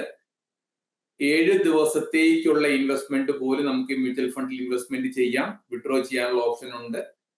അങ്ങനെ ഓരോ വ്യക്തികളുടെയും ആവശ്യം അനുസരിച്ച് ഇൻവെസ്റ്റ്മെന്റ് ഹൊറൈസൺ എത്ര നാളത്തേക്കുള്ള ഇൻവെസ്റ്റ്മെന്റ് ആണ്, എന്താണ് നമ്മുടെ ഇൻവെസ്റ്റ്മെന്റിന്റെ ലക്ഷ്യം എന്താണ്, അതിനനുസരിച്ച് ഇൻവെസ്റ്റ്മെന്റ് ചെയ്യാനുള്ള അവൈലബിൾ ഓപ്ഷൻസ് ഉണ്ട് മ്യൂച്വൽ ഫണ്ടിൽ. SIP ഇതിൽ നിന്ന് വേറെയാണോ? ഇതിൽ നിന്ന് വളരെ സിമ്പിൾ ആണ്. നമ്മൾ ബാങ്കില് നമുക്ക് 2 തരത്തിലുള്ള നിക്ഷേപം നടത്താം. ഒന്ന് ഫിക്സഡ് ഡിപ്പോസിറ്റ്.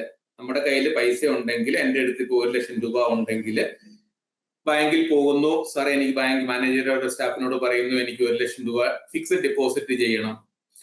നമ്മൾ ബാങ്കിൽ ചോദിക്കുന്നത് എത്ര നാളത്തേക്കാണ്, എത്ര വർഷത്തേക്കാണ് ഇൻവെസ്റ്റ്മെന്റ് ചെയ്യേണ്ടത്. നമ്മുടെ ആവശ്യം അനുസരിച്ച് നമ്മൾ 2 വർഷം, 3 വർഷം, 5 വർഷം വരെ നമുക്ക് ഫിക്സഡ് ഡിപ്പോസിറ്റ് ഇൻവെസ്റ്റ് ചെയ്യാം. അങ്ങനെ വൺ ടൈം ഇൻവെസ്റ്റ്മെന്റ് ചെയ്യുന്നതിനെ ലംസം മ്യൂച്വൽ ഫണ്ട് എന്ന് പറയുന്നു. നമുക്ക് 1 ലക്ഷം രൂപ എൻ്റെ കയ്യിലുണ്ട്, ഞാൻ ഇന്നത് ഇൻവെസ്റ്റ് ചെയ്യുന്നു, അതിന് വൺ ടൈം ഇൻവെസ്റ്റ്മെന്റ് അല്ലെ ലംസം ഇൻവെസ്റ്റ്മെന്റ് എന്ന് പറയുന്നു. ഞാനൊരു സാലറിയിൽ വർക്ക് ചെയ്യുന്ന ആളാണ്. എനിക്ക് മാസം എനിക്ക് ശമ്പളം വരുന്നുണ്ട്.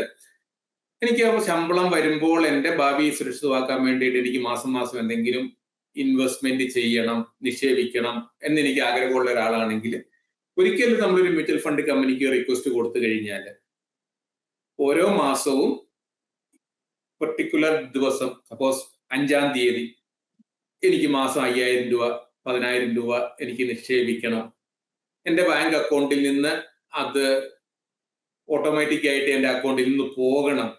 അതായത് നമ്മൾ ബാങ്കിൽ റെക്കറിംഗ് ഡെപ്പോസിറ്റ് സ്റ്റാർട്ട് ചെയ്യുന്ന പോലെ ഒരു നിശ്ചിത സമയപരിധി ഇല്ല. SIP സ്റ്റാർട്ട് ചെയ്യാൻ വേണ്ടിയിട്ട് നമുക്ക് ഇത്ര നാള് കമ്പൽസറി ആയിട്ട് അടയ്ക്കണം എന്ന് നിർബന്ധമില്ല. എത്ര നാൾ വേണമെങ്കിലും നമുക്ക് കണ്ടിന്യൂ ചെയ്യാം. എപ്പോ നമുക്ക് നിർത്തണോ ആ സമയത്ത് നമുക്ക് നിർത്താം. നമ്മൾ ഇൻവെസ്റ്റ് ചെയ്ത പൈസ അവിടെ ഉണ്ടാകും. അത് നമുക്ക് എപ്പോ നമുക്ക് ആവശ്യമുണ്ടോ, നമുക്ക് ആവശ്യമുള്ള പൈസ നമുക്ക് വിഡ്രോ ചെയ്യാനും നമുക്ക് ഫെസിലിറ്റി ഉണ്ട്. അങ്ങനെ നമുക്ക് 30 വർഷം വരെയും SIP കണ്ടിന്യൂ ചെയ്യാൻ ഇപ്പൊ ബാങ്കും അതുപോലെ മ്യൂച്വൽ ഫണ്ട് കമ്പനികളും അലോ ചെയ്യുന്നുണ്ട്. ഒരിക്കൽ നമ്മൾ SIP രജിസ്റ്റർ ചെയ്യുമ്പോൾ അല്ലെങ്കിൽ ഫിസിക്കൽ അപ്ലിക്കേഷൻ നമുക്ക് സൈൻ ചെയ്ത് കൊടുക്കാം. മാസത്തിൽ for example state Bank of ഇന്ത്യയുടെ മ്യൂച്വൽ ഫണ്ട് SBI മ്യൂച്വൽ ഫണ്ടിലേക്ക് നമ്മളൊരു അപ്ലിക്കേഷൻ സൈൻ ചെയ്ത് കൊടുക്കുകയാണ്.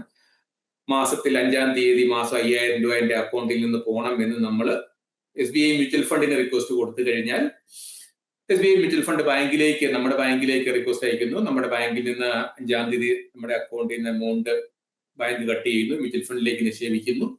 ആ മ്യൂച്വൽ ഫണ്ടിലേക്ക് നിക്ഷേപിച്ച എമൗണ്ടിന്റെ സ്റ്റേറ്റ്മെന്റ് നമുക്ക് പിറ്റേ ദിവസം നമ്മുടെ ഇമെയിലിലേക്ക് വരുന്നു.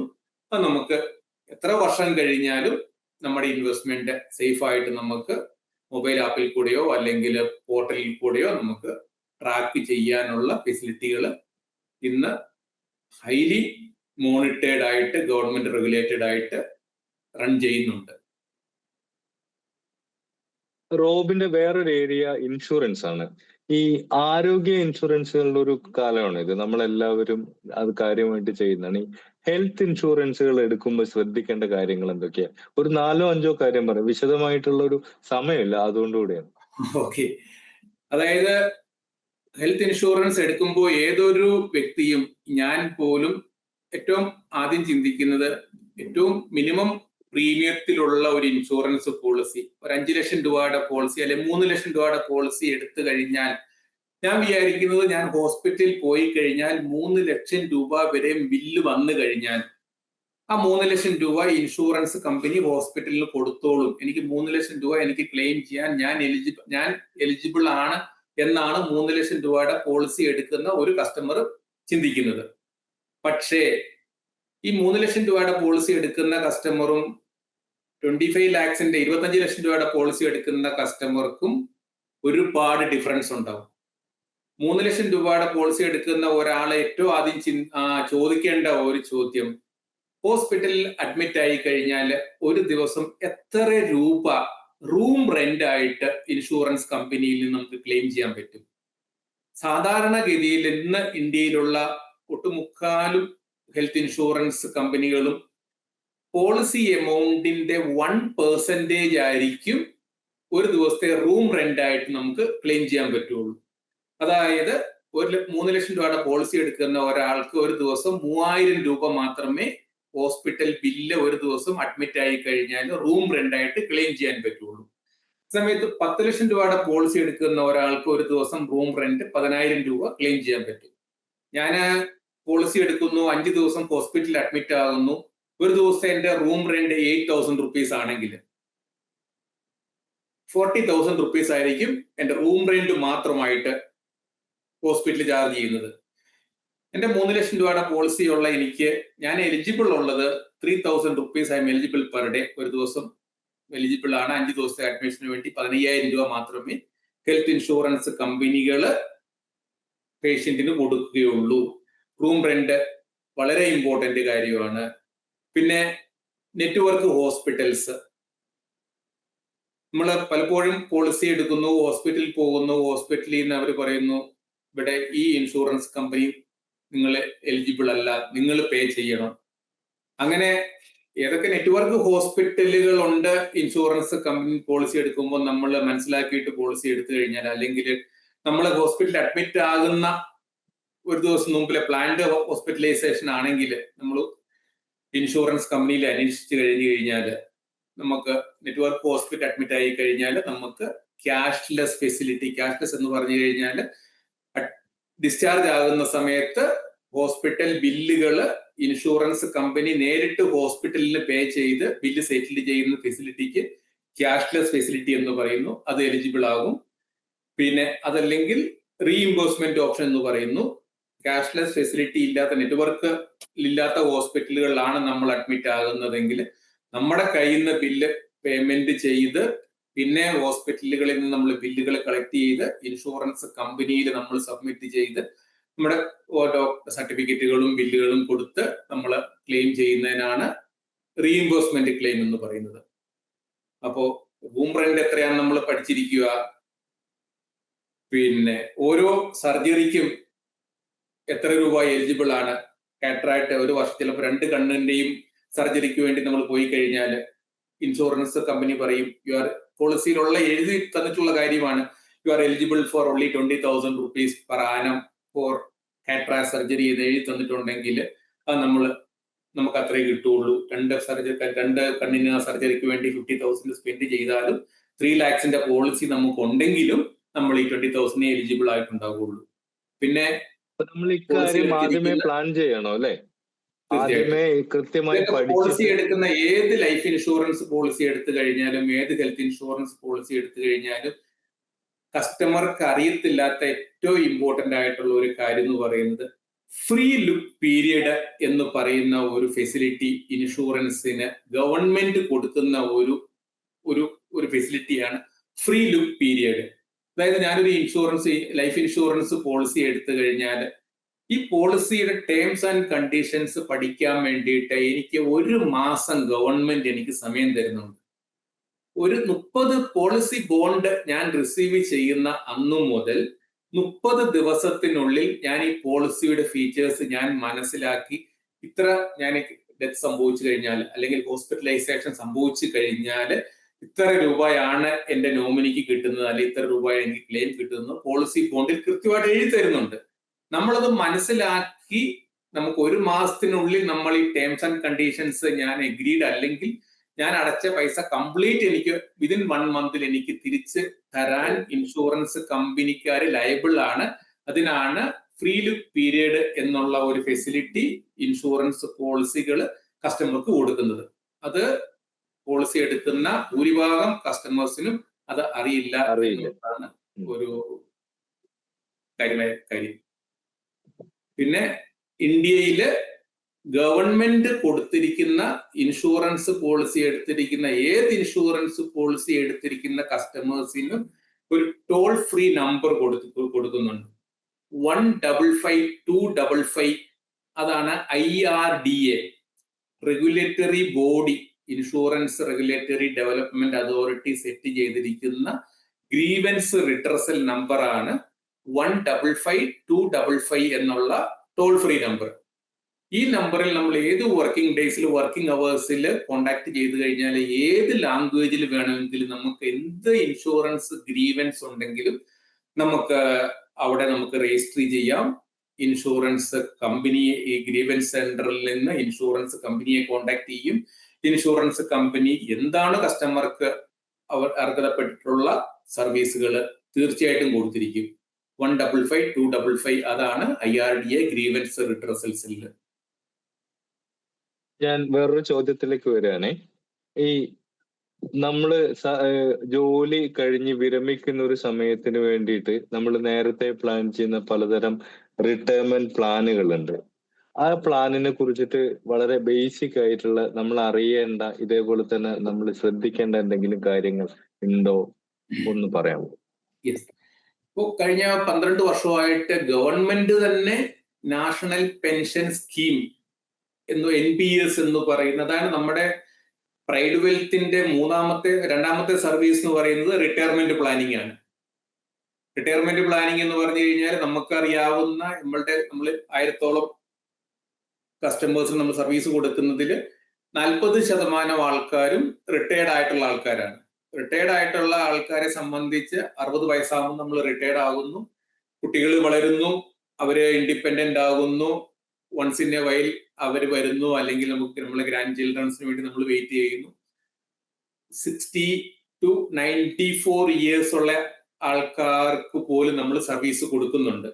അപ്പോൾ റിട്ടയർമെന്റിന് ശേഷം 34 വർഷം നമ്മൾ ജീവിക്കുക എന്ന് പറയുന്നത് ഓരോ ദിവസവും ഒരു ഗ്ലാസ് വെള്ളത്തിന് പോലും നമുക്ക് പൈസ കൊടുക്കാതെ കിട്ടില്ല എന്നെല്ലാം നമുക്ക് അറിയാവുന്ന കാര്യമാണ്.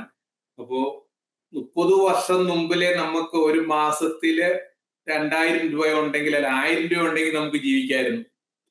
ഇന്നൊരു മാസത്തിൽ 10,000 രൂപ ഉണ്ടെങ്കിൽ നമുക്ക് ജീവിക്കാൻ പറ്റില്ല. ഇനിയും 30 വർഷം കഴിയുമ്പോൾ, അതായത് നമുക്കൊക്കെ ഒരു റഷീദിനെ സംബന്ധിച്ച് 45 ഇയേഴ്സ് നൗ, അനസർ 25 ഇയേഴ്സ് കഴിയുമ്പോൾ 70 ഇയേഴ്സ് ആകുമ്പോൾ നമുക്ക് മാസം ജീവിക്കാൻ വേണ്ടി എത്ര രൂപ വേണമെന്നുള്ളൂ നമ്മളത് ഇപ്പോഴേ പ്ലാൻ ചെയ്തില്ലെങ്കിൽ life will be highly miserable എന്നാണ് പറയാനുള്ളത്. അതായത് ഞാൻ ബാംഗ്ലൂർ വരുമ്പോൾ 1999 ഒരു ലിറ്റർ പാലിന് അന്ന് 8 rupees ആയിരുന്നു. ഇന്നത് 50 rupees ആയിട്ടുണ്ട്. ഞാൻ 2000 2 വീലർ മേടിക്കുമ്പോൾ 1 ലിറ്റർ പെട്രോളിന് 27 rupees ആയിരുന്നു. ഇന്നത് 100 rupees ആയിട്ടുണ്ട്. അപ്പോൾ ലാസ്റ്റ് 25 ഇയേഴ്സില് എല്ലാ നിത്യോപയോഗ സാധനങ്ങളുടെയും വില 5 times ആയിട്ടുണ്ട്. ഇപ്പൊ നെക്സ്റ്റ് 25 ഇയേഴ്സിൽ നമുക്ക് ഇന്ന് കിട്ടുന്ന ഇന്നത്തെ ചെലവിന്റെ 5 times ആയിരിക്കും നമുക്ക് അടുത്ത 25 ഇയേഴ്സ് ആകുമ്പോൾ നമ്മുടെ എക്സ്പെൻസുകൾ, മെഡിക്കൽ എക്സ്പെൻസുകൾ ആയിക്കോട്ടെ, ട്രാവലിംഗ് എക്സ്പെൻസ് ആയിക്കോട്ടെ, ഒക്കെ മൾട്ടി ഫോൾഡ് ആയിട്ട് ഇൻക്രീസ് ആകും. അതിനുവേണ്ടി നമ്മൾ ഇപ്പോഴേ പ്ലാൻ ചെയ്യണം എന്നുള്ളതാണ് നമുക്ക് പറയാനുള്ളത്. വളരെ സിമ്പിൾ ആയിട്ടുള്ള ഒരു മാത്തമാറ്റിക്സ് ഞാൻ പറഞ്ഞു കഴിഞ്ഞാൽ, മന്ത്ലി 2000 rupees നമ്മൾ സാലറി സ്റ്റാർട്ട് ചെയ്യുമ്പോൾ ഒരു മന്ത്ലി 2000 rupees നമുക്ക് സേവ് ചെയ്യാൻ, ഇൻവെസ്റ്റ്മെന്റ് ചെയ്യാൻ പറ്റുവാണെങ്കിൽ, ഒരു മ്യൂച്വൽ ഫണ്ട് സ്കീമിൽ മാസം 2000 രൂപ നമുക്ക് നിക്ഷേപിക്കാൻ സാധിക്കുകയാണെങ്കിൽ ഒരു 30 വർഷം കൊണ്ട് അതായത് ഒരു 25 വയസ്സിൽ സ്റ്റാർട്ട് ചെയ്ത് കഴിഞ്ഞാൽ ഒരു 55 വയസ്സാകുമ്പോഴത്തേക്കും ഒരു 2000 രൂപ മാസം നിക്ഷേപിക്കുന്ന ഒരാൾക്ക് 30 വർഷം കൊണ്ട് അവർ ടോട്ടൽ നിക്ഷേപം എന്ന് പറയുന്നത് 7,20,000 രൂപയായിരിക്കും. ഇത് നമ്മുടെ നിക്ഷേപത്തിന് ഒരു വർഷത്തിൽ 15% വെച്ച് ഒരു ആനുവൽ കോമ്പൗണ്ടിങ് റിട്ടേൺസ് വന്നുകൊണ്ടിരിക്കുകയാണെങ്കിൽ, ആവറേജ് റിട്ടേൺസ് ഒരു 15% വന്നുകൊണ്ടിരിക്കുകയാണെങ്കിൽ 30 വർഷം കൊണ്ട് നമ്മളുടെ കോർപ്പസ്, അതായത് നമ്മുടെ ഇൻവെസ്റ്റ്മെന്റ് എമൗണ്ട് 1 കോടിക്ക് മേലെ 1,05,00,000 രൂപയോളം നമുക്ക് ആക്കാൻ പറ്റും. അങ്ങനെ ഒരു ലോങ് ടൈമിലേക്കുള്ള ഒരു നിക്ഷേപം മ്യൂച്വൽ ഫണ്ടില് അല്ലെങ്കിൽ SIP അല്ലെങ്കിൽ NPS നാഷണൽ പെൻഷൻ സ്കീമില് അവൈലബിൾ ആണ്. അത് ഓരോ വ്യക്തികളും അവരുടെ റിട്ടയർമെന്റിന് വേണ്ടിയിട്ട് പ്ലാൻ ചെയ്യണം എന്നാണ് എനിക്ക് പറയാനുള്ളത്. പിന്നെ വേറൊന്ന് ഇതേപോലെ തന്നെ കുട്ടികളുടെ വിദ്യാഭ്യാസം, അതിനു വേണ്ടിയുള്ള പ്ലാനിങ്, അതിന്റെ ഇതേപോലെ തന്നെ ഒരു 2-3 അഡ്വൈസ് എന്തെങ്കിലും ഉണ്ടോ, നമ്മൾ ശ്രദ്ധിക്കേണ്ട കാര്യങ്ങൾ? അതായത് എന്റെ എക്സ്പീരിയൻസ് ഞാൻ പറഞ്ഞു കഴിഞ്ഞാല്, ഞാന് 2002 ബാംഗ്ലൂരിലെ ക്രൈസ്റ്റ് കോളേജില് MBA പഠിക്കാൻ വേണ്ടിയിട്ട് ഒരു വർഷത്തെ ഫീസ് അന്ന് ഒരു വർഷം 15,000 റുപ്പീസാണ്. കഴിഞ്ഞ 2 മാസം മുമ്പേ നമ്മൾ ക്രൈസ്റ്റ് കോളേജിൽ പോയി ഒരു പ്രോഗ്രാമിന് വേണ്ടി പോയപ്പോ അവിടുത്തെ ലെക്ചേഴ്സിനോട് ചോദിച്ചപ്പോ, ഇപ്പോൾ ബാംഗ്ലൂർ ക്രൈസ്റ്റ് കോളേജിൽ 2 വർഷം MBA പഠിക്കണമെങ്കിൽ 15 ലക്ഷം രൂപ വേണം, ഫീസ് മാത്രം. ഞാൻ ഡിഗ്രി പഠിച്ചത് 96-99 ഞാൻ BCom പഠിച്ചത് ഒരു വർഷത്തെ ഫീസ് 1,500 രൂപയായിരുന്നു. ഈ വർഷം ഇപ്പം എൻ്റെ മോള് ഡിഗ്രി സെക്കൻഡ് ഇയർ പഠിക്കുവാണ്. ഒരു വർഷത്തെ ഫീസ് 3,20,000 രൂപയാണ്. 20 വർഷം കൊണ്ട് ഏകദേശം 100 ടൈംസ് ആയിട്ടുണ്ട് എഡ്യൂക്കേഷൻ എക്സ്പെൻസുകൾ. അപ്പോ ഇപ്പൊ ഉണ്ടാകുന്ന ഒരു കുഞ്ഞിന് വേണ്ടിയിട്ട്, അല്ലെങ്കിൽ ഇപ്പം സ്കൂളിൽ പഠിക്കുന്ന ഒരു കുട്ടിക്ക് വേണ്ടിയിട്ട്, ഇപ്പൊ എൻ്റെ മോനെ 5 വയസ്സാണെങ്കിൽ അടുത്ത 15 വർഷം കഴിയുമ്പോൾ എൻ്റെ മോനെ ഞാൻ ഡിഗ്രി കഴിഞ്ഞ് പോസ്റ്റ് ഗ്രാജുവേഷന് വേണ്ടി വിടണമെങ്കിൽ ഇപ്പോഴത്തെ കോളേജിലുള്ള ഫീസിന്റെ ഒരു 5 ടൈംസ് തീർച്ചയായിട്ടും നമ്മൾ കൊടുത്തേ പറ്റുള്ളൂ. അതുപോലെ അബ്രോഡാണ് പഠിപ്പിക്കാൻ ആഗ്രഹിക്കുന്നതെങ്കിൽ ഇപ്പോ 50 lakhs ആണ് ബാങ്ക് ലോൺ എടുക്കുന്നതെങ്കിൽ ഇനിയും 15 വർഷം കഴിയുമ്പോൾ അത് 5 ടൈംസ് എങ്കിലും ആയിട്ട് നമ്മൾ ലോൺ എടുക്കേണ്ടി വരും.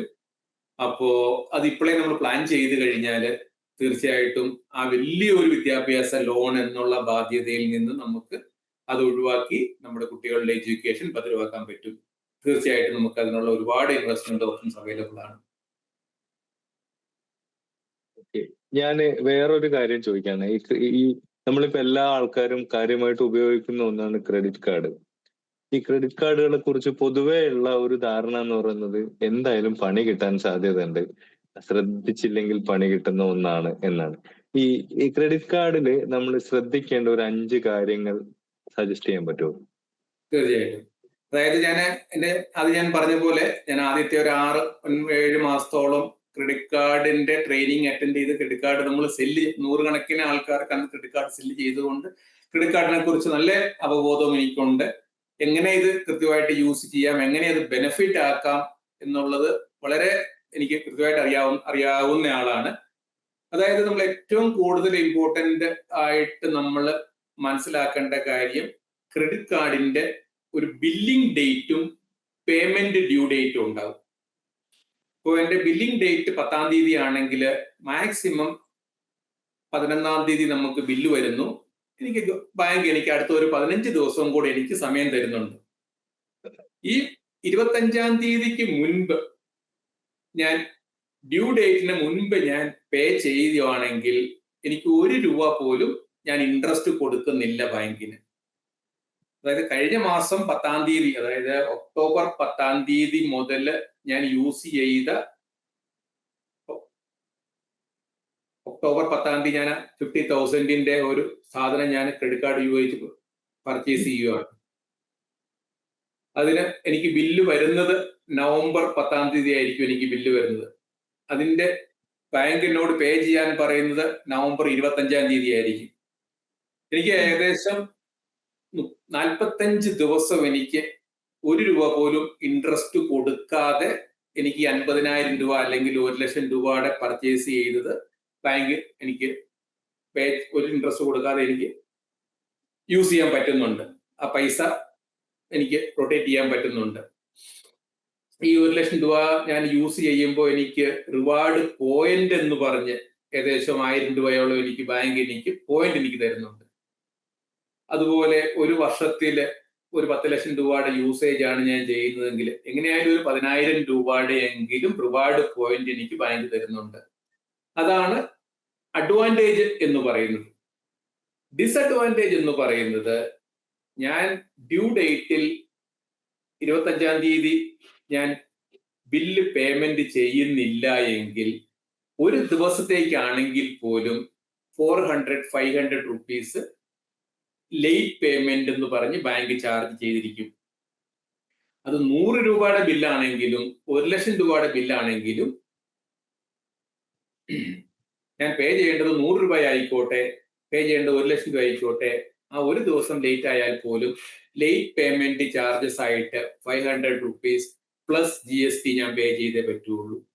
പ്ലസ് ഏകദേശം 36% ആനുവൽ ഇൻട്രസ്റ്റ് ബാങ്ക് ചാർജ് ചെയ്യും. ഓരോ ദിവസത്തേക്കുമായിരിക്കും ബാങ്ക് ഇൻട്രസ്റ്റ് ചാർജ് ചെയ്യുന്നത്. അപ്പോൾ ഞാൻ യൂസ് ചെയ്ത എമൗണ്ട്, ഈ മാസത്തിൽ ഞാൻ അടയ്ക്കാനുള്ള എമൗണ്ട്, ഞാൻ കംപ്ലീറ്റ് എമൗണ്ടും ഡ്യൂ ഡേറ്റിനുള്ളിൽ ഞാൻ അടച്ചു തീർത്തില്ല എങ്കിൽ ഇത് ക്രെഡിറ്റ് കാർഡ് യൂസേജ് ഭയങ്കര ഡേഞ്ചർ ആണ്. നമ്മുടെ കയ്യിൽ നിന്ന് ഒരുപാട് ചാർജസും ഒരുപാട് ഇൻട്രസ്റ്റും പോയിരിക്കും. അത് റൂൾസ് ആണ്. അങ്ങനെ 90% ക്രെഡിറ്റ് കാർഡ് യൂസ് ചെയ്യുന്ന 10% ആൾക്കാർ വയസ്സായിട്ട് യൂസ് ചെയ്ത് അതിന്റെ അഡ്വാൻറ്റേജ് എടുക്കുന്നു. ഇപ്പോ വയസ്സായിട്ട് യൂസ് ചെയ്യുന്ന ആൾക്കാരൊക്കെ നമ്മൾ എയർപോർട്ടിലൊക്കെ പോയി കഴിയുമ്പം ലോഞ്ചിലൊക്കെ 2000 റുപ്പീസിന്റെ മീൽസ് ഒക്കെ നമ്മൾ 1 രൂപ പോലും കൊടുക്കാതെ, അല്ലെങ്കിൽ ചിലപ്പോൾ 10 രൂപ അല്ലെങ്കിൽ ബിലോ 100 റുപ്പീസ് 99 റുപ്പീസ് ഒക്കെ ആയിരിക്കും ക്രെഡിറ്റ് കാർഡ് ഉണ്ടെങ്കിൽ നമുക്ക് ചിലവാകുക. അപ്പൊ അങ്ങനെ ഒരുപാട് ബെനിഫിറ്റ് ക്രെഡിറ്റ് കാർഡ് കൊണ്ടുണ്ട്. ഒരേ ഒരു അഡ്വൈസ്, നമ്മൾ യൂസ് ചെയ്യുക, എത്ര രൂപയാണോ നമ്മൾ ഈ മാസം നമ്മൾ യൂസ് ചെയ്യുന്നത് അത് നമ്മുടെ ഓൺ ഓർ ബിഫോർ ബിൽ ഡേറ്റിന്റെ അന്ന് അല്ലെങ്കിൽ 1 ഡേ ബിഫോർ കമ്പൽസറി ആയിട്ട് നമ്മൾ എങ്ങനെയും ആ ബില്ല് നമ്മൾ പേ ചെയ്തിരിക്കണം. അതാണ് ക്രെഡിറ്റ് കാർഡ് യൂസ് ചെയ്യുമ്പോൾ ഏറ്റവും ഇമ്പോർട്ടന്റ് ആയിട്ട് നമ്മൾ അറിഞ്ഞിരിക്കേണ്ട കാര്യം. ഞാൻ ഒരു കാര്യം കൂടി ചോദിക്കാണ്. ലോണുമായിട്ട് ഇപ്പൊ നമ്മളെല്ലാവരും പലതരം ലോണുകൾ എടുക്കുന്ന ആളുകളാണ്. ഇപ്പം ഹൗസിംഗ് ലോൺ ഉണ്ടാവും, അല്ലാതെ ഇപ്പം ഈ ന്യൂ ജനറേഷൻ ബാങ്കുകൾ കൂടി വന്നോടുകൂടി പലപ്പോഴും നമുക്ക് ഒരിക്കലും മനസ്സിലാവുക പോലും ചെയ്യാത്ത പലതരം ട്രാപ്പുകളും കെണികളും ഉണ്ടാവും. അങ്ങനെ നമ്മൾ പെട്ടുപോകുന്ന ഒരു 2-3 ട്രാപ്പുകളെ കുറിച്ച് പറയൂ, സാധ്യതയുള്ള. ഇപ്പോ ഇന്ന് ഒരു ക്ലയന്റ് വന്ന് ഓഫീസിൽ വന്നായിരുന്നു. സുഹാസ് എന്നാണ് പേര്. പുള്ളിക്ക് ഇപ്പൊ ഒരു ബിസിനസ് തുടങ്ങണം. ഒരു 40 lakhs റുപ്പീസ് അദ്ദേഹത്തിന് ഇൻവെസ്റ്റ്മെന്റ് ആയിട്ടുണ്ട്. ഇൻഷുറൻസ് പോളിസിയിൽ പേ ചെയ്ത എമൗണ്ട് ആണ്. ഇപ്പൊ വിഡ്രോ ചെയ്ത് കഴിഞ്ഞാൽ 40 lakhs കിട്ടും. എന്നോട് ചോദിച്ചു, സാറേ ഞാൻ ഇപ്പൊ ഈ 40 lakhs വിഡ്രോ ചെയ്ത പൈസ ഞാൻ ബിസിനസ്സിന് വേണ്ടി ഇൻവെസ്റ്റ്മെന്റ് ചെയ്യണോ, അതോ എനിക്ക് മോർഗേജ് ലോൺ, ഹൗസിംഗ് മോർഗേജ് ബാങ്കിൽ നിന്ന് എനിക്ക് 45 lakhs എനിക്ക് മോർഗേജ് ലോൺ തരാമെന്ന് പറഞ്ഞിട്ടുണ്ട്. 9% ഓഫ് റേറ്റ് ഓഫ് ഇൻട്രസ്റ്റിന് എനിക്ക് ലോൺ തരാമെന്ന് പറഞ്ഞിട്ടുണ്ട്. അപ്പൊ ഞാൻ ആ ലോൺ എടുത്തിട്ട് ഞാൻ യൂസ് ചെയ്യണോ, അതോ ഞാൻ എന്റെ ഈ 40 lakh റുപ്പീസ് ഞാൻ യൂസ് ചെയ്യണം? ഞാൻ പറഞ്ഞു, ഈ 40 lakh റുപ്പീസ് നിങ്ങൾക്ക് എത്ര രൂപ ആനുവൽ ഗ്രോത്ത് കിട്ടുന്നുണ്ട്? ഒരു 12% ഒക്കെ കിട്ടുന്ന ഒരുപാട് മ്യൂച്വൽ ഫണ്ട് സ്കീമുകളുണ്ട്. നിങ്ങൾക്ക് 45 lakh റുപ്പീസ് നമ്മൾ ലോൺ എടുത്തു കഴിഞ്ഞാൽ 9% റേറ്റ് ഓഫ് ഇൻട്രസ്റ്റേ ഉള്ളെങ്കിൽ ഈ 45 lakhs നമ്മൾ ലോൺ എടുത്ത് ബിസിനസ്സിന് വേണ്ടി യൂസ് ചെയ്യുന്നു. ഈ 40 lakhs നിങ്ങൾ ഇൻവെസ്റ്റ് ചെയ്ത് മാസം മാസം സിസ്റ്റമാറ്റിക് വിഡ്രോവൽ പ്ലാനിൽ കൂടെ 40,000 റുപ്പീസ് നിങ്ങൾ വിഡ്രോ ചെയ്ത് നിങ്ങളുടെ ലോൺ ഓരോ മാസവും അടച്ചുകൊണ്ട് പോവുക. 10 വർഷം കൊണ്ട് നിങ്ങളുടെ ലോൺ എമൗണ്ട് പൂർണ്ണമായിട്ടും ലോൺ അടച്ചു തീർക്കാൻ പറ്റും. നിങ്ങളുടെ 40 ലക്ഷം രൂപയുടെ ഇൻവെസ്റ്റ്മെന്റ് ഇതിൽ കൂടുതലായിട്ട് നിങ്ങൾക്ക് 10 വർഷം കഴിയുമ്പോൾ നിങ്ങൾക്ക് ഇൻവെസ്റ്റ്മെന്റ് ഉണ്ടാവുകയും ചെയ്യും. 10 വർഷം കൊണ്ട് നിങ്ങളുടെ ബിസിനസ്സും തീർച്ചയായിട്ടും ഡെവലപ്പ് ചെയ്യാൻ പറ്റും. അപ്പോ ഇതിലൊക്കെ നമ്മൾ മനസ്സിലാക്കേണ്ട ഒരു വളരെ സിമ്പിൾ ആയിട്ടുള്ള ഒരു കാര്യം റഷീദ്, നമ്മളൊക്കെ ജോലി ചെയ്യുന്നുണ്ട്, നമ്മളൊക്കെ പഠിച്ചതും നമ്മളെ കുട്ടികളെ പഠിപ്പിക്കുന്നതും ഒക്കെ എങ്ങനെയെങ്കിലും പഠിച്ച് ഒരു നല്ലൊരു ജോലി കിട്ടാൻ വേണ്ടിയിട്ടാണ് റഷീദിന്റെ മോളെ പഠിപ്പിക്കുന്നതും എൻ്റെ മോളെ ഞാൻ പഠിപ്പിക്കുന്നതും എൻ്റെ മോനെ പഠിപ്പിക്കുന്നതും എല്ലാ പേരൻസിന്റെയും ഏറ്റവും വലിയ ആഗ്രഹം എന്ന് പറയുന്നത് നമ്മുടെ കുട്ടികളെ പഠിച്ച് നല്ലൊരു ജോലി അവർ കരസ്ഥമാക്കാൻ അവരെ പ്രാപ്തരാക്കുക എന്നുള്ളതാണ് നമ്മളൊക്കെ ആഗ്രഹിക്കുന്ന ഏറ്റവും വലിയ ആഗ്രഹം. പക്ഷേ വളരെ കുറഞ്ഞ മാതാപിതാക്കൾ മാത്രമേ എൻ്റെ മോന് അല്ലെങ്കിൽ എൻ്റെ മോള് പഠിച്ച് അവൻ മറ്റുള്ളവർക്ക് ജോലി കൊടുക്കുന്ന ഒരാളായി തീരണം, അവനൊരു വേറൊരാൾക്ക് ജോലിക്ക് പോകാതെ സ്വന്തമായിട്ട് അവൻ കഴിവുകൾ തെളിയിച്ച ഒരു ജോലി ജോലി കൊടുക്കുന്ന ഒരാളായി തീരാൻ വേണ്ടി നമ്മളാരും പഠിപ്പിക്കുന്നില്ല. ഇപ്പൊ കഴിഞ്ഞ ആഴ്ച ഒരു മീറ്റിംഗിൽ ഞാൻ പോയപ്പോ, ഒരു പേരൻസ് മീറ്റിംഗിൽ പോയപ്പോ പേരന്റിനോട് ഞാൻ ചോദിച്ചു, സാർ ഇവിടെ വർക്ക് ചെയ്യുന്നേ? പുള്ളി പറഞ്ഞു, ഞാൻ ഇൻഫോസിസിലാണ്. അപ്പൊ സാറിന്റെ ആഗ്രഹം എന്താണ്? മോൻ എന്താകണമെന്നാണ് ആഗ്രഹം. ഓക്കെ, അതൊരു എഞ്ചിനീയർ ആയാൽ ഹാപ്പിയാണ് സാർ, ഒരു ഇൻഫോസിസിൽ പോലെ ഒരു കമ്പനിയിൽ ജോലി ആയി കഴിഞ്ഞാൽ നമുക്ക് ഹാപ്പി ആയി എന്ന് പറഞ്ഞു. പക്ഷെ ഞാൻ ചോദിച്ചു, നമ്മളെല്ലാവരും ഇൻഫോസിസിലെ എഞ്ചിനീയർ ആകാൻ വേണ്ടിയിട്ടാണ് നമ്മൾ കുട്ടികളെ പഠിപ്പിക്കുന്നത്. ഇൻഫോസിസ് നാരായണമൂർത്തി ആകാൻ വേണ്ടിയിട്ട്, അല്ലെങ്കിൽ സുധാമൂർത്തി ആകാൻ വേണ്ടിയിട്ട്, അല്ലെങ്കിൽ മറ്റുള്ള ഫൗണ്ടേഴ്സിനെ പോലെ ഇൻഫോസിസിന്റെ ഫൗണ്ടർ ആകാൻ വേണ്ടിയിട്ട്, നമ്മൾ ഒരു കമ്പനിയുടെ ഫൗണ്ടർ ആകാൻ വേണ്ടി നമ്മൾ ആരെയും ഒരു കുട്ടികളെയും നമ്മൾ പഠിപ്പിക്കുന്നില്ല. എന്തുകൊണ്ട്? അപ്പോൾ ഞാൻ പറയുന്നത്, നമ്മൾ ലോൺ എടുക്കുമ്പോൾ ഒരു ഫിനാൻഷ്യൽ അഡ്വൈസർ നമുക്കുണ്ടെങ്കിൽ, ഒരു വിശ്വസിക്കാൻ പറ്റുന്ന ഒരു ബാങ്ക് മാനേജർ ആയിക്കോട്ടെ, ഒരു ക്വാളിഫൈഡ് ആയിട്ടുള്ള ഒരു ചാർട്ടേഡ് അക്കൗണ്ടന്റ് ആയിക്കോട്ടെ, അല്ലെങ്കിൽ ഒരു ഫിനാൻഷ്യൽ അഡ്വൈസർ ആയിക്കോട്ടെ, ഒരു ഫിനാൻഷ്യൽ അഡ്വൈസറെ എടുത്തുനിന്ന് നിങ്ങൾ കൺസൾട്ട് ചെയ്തിട്ട് നിങ്ങൾ ഓരോ ഫിനാൻഷ്യൽ ഡിസിഷൻസും നിങ്ങൾ ഡിസൈഡ് ചെയ്യുകയോ തീരുമാനിക്കുകയാണെങ്കിൽ ഒരുപാട് അബദ്ധങ്ങളിൽ നിന്ന് നമുക്ക് ഒഴിവാകാൻ സാധിക്കും. അതാണ് എനിക്ക് പറയാനുള്ളത്. ഞാനൊരു ട്രേഡിങ്ങിന്റെ കൂടി ചോദിക്കാണ്. ഇപ്പം ഒരുപാട് ആളുകൾ, ഇപ്പൊ പ്രത്യേകിച്ച് ഇപ്പൊ ഓൺലൈനിലൊക്കെ അത് വളരെ ആക്സസിബിൾ ആയതുകൊണ്ട് തന്നെ വളരെ ചെറിയ ചെറിയ എമൗണ്ട് ഒക്കെ ആയിട്ട് ആളുകൾ കുഞ്ഞു ട്രേഡിങ് നടത്തുന്നുണ്ട്. ഇത് പോസിറ്റീവ് ആയിട്ടുള്ള ഒരു സാധ്യതയാണോ, അതോ ഇത് നമുക്ക് പണി തരുന്ന ഒന്നാണോ? ശ്രദ്ധിക്കേണ്ട കാര്യങ്ങളുണ്ടോ അതില്? യെസ്, അതായത് ഏറ്റവും ഈസി ആയിട്ട് പറഞ്ഞു കഴിഞ്ഞാൽ, ആൾക്കാർ, ഞാൻ ആദ്യമേ പറഞ്ഞല്ലോ, ഏറ്റവും എല്ലാ മനുഷ്യന്റെയും ഏറ്റവും ഇമ്പോർട്ടൻ്റ് ഉള്ള ആവശ്യമാണ് how to make the money. അപ്പോൾ ഞാൻ പറയുന്നത്, നിങ്ങൾക്ക് ട്രേഡ് ചെയ്യണം എന്ന് ഒരിക്കലും മോശമായ കാര്യമൊന്നും ഞാൻ പറയുന്നില്ല. കാരണം 2003 22 ഇയേഴ്സ് ബാക്ക് MRF എന്ന് പറഞ്ഞ കമ്പനിയുടെ ഷെയറിന് 1300 രൂപയായിരുന്നു ഒരു ഷെയറിന്റെ റേറ്റ്. അന്ന് ആ ഒരു ഷെയർ മേടിച്ചു വെച്ച ആ ഒരു ഇൻവെസ്റ്റർ, ആ ഷെയർ ഹോൾഡർ, ഇന്നും ആ ഷെയർ കയ്യിൽ വെച്ചിട്ടുണ്ട്. ഇപ്പോൾ ആ പുള്ളിയുടെ, ആ മനുഷ്യന്റെ കയ്യിൽ ആ ഷെയർ ഇന്നും ഉണ്ട്. ഈ 1,55,000 രൂപ വരെ ആയി. 1300 രൂപയ്ക്ക് മേടിച്ച ഒരു ഷെയർ 1,55,000 രൂപയായിട്ടും അതുപോലെ തന്നെ ഇപ്പോഴും അങ്ങനെ പുള്ളിയുടെ കയ്യിലുണ്ട്. പക്ഷെ ട്രേഡ് ചെയ്യുന്ന ഒരാൾക്ക് ഇന്ന് രാവിലെ നമ്മള് 1,00,000 രൂപ നമ്മൾ മാർജിൻ കൊടുക്കുന്നു, നമ്മൾ 10,00,000 രൂപയുടെ ഷെയർ നമ്മൾ പർച്ചേസ് ചെയ്യുന്നു.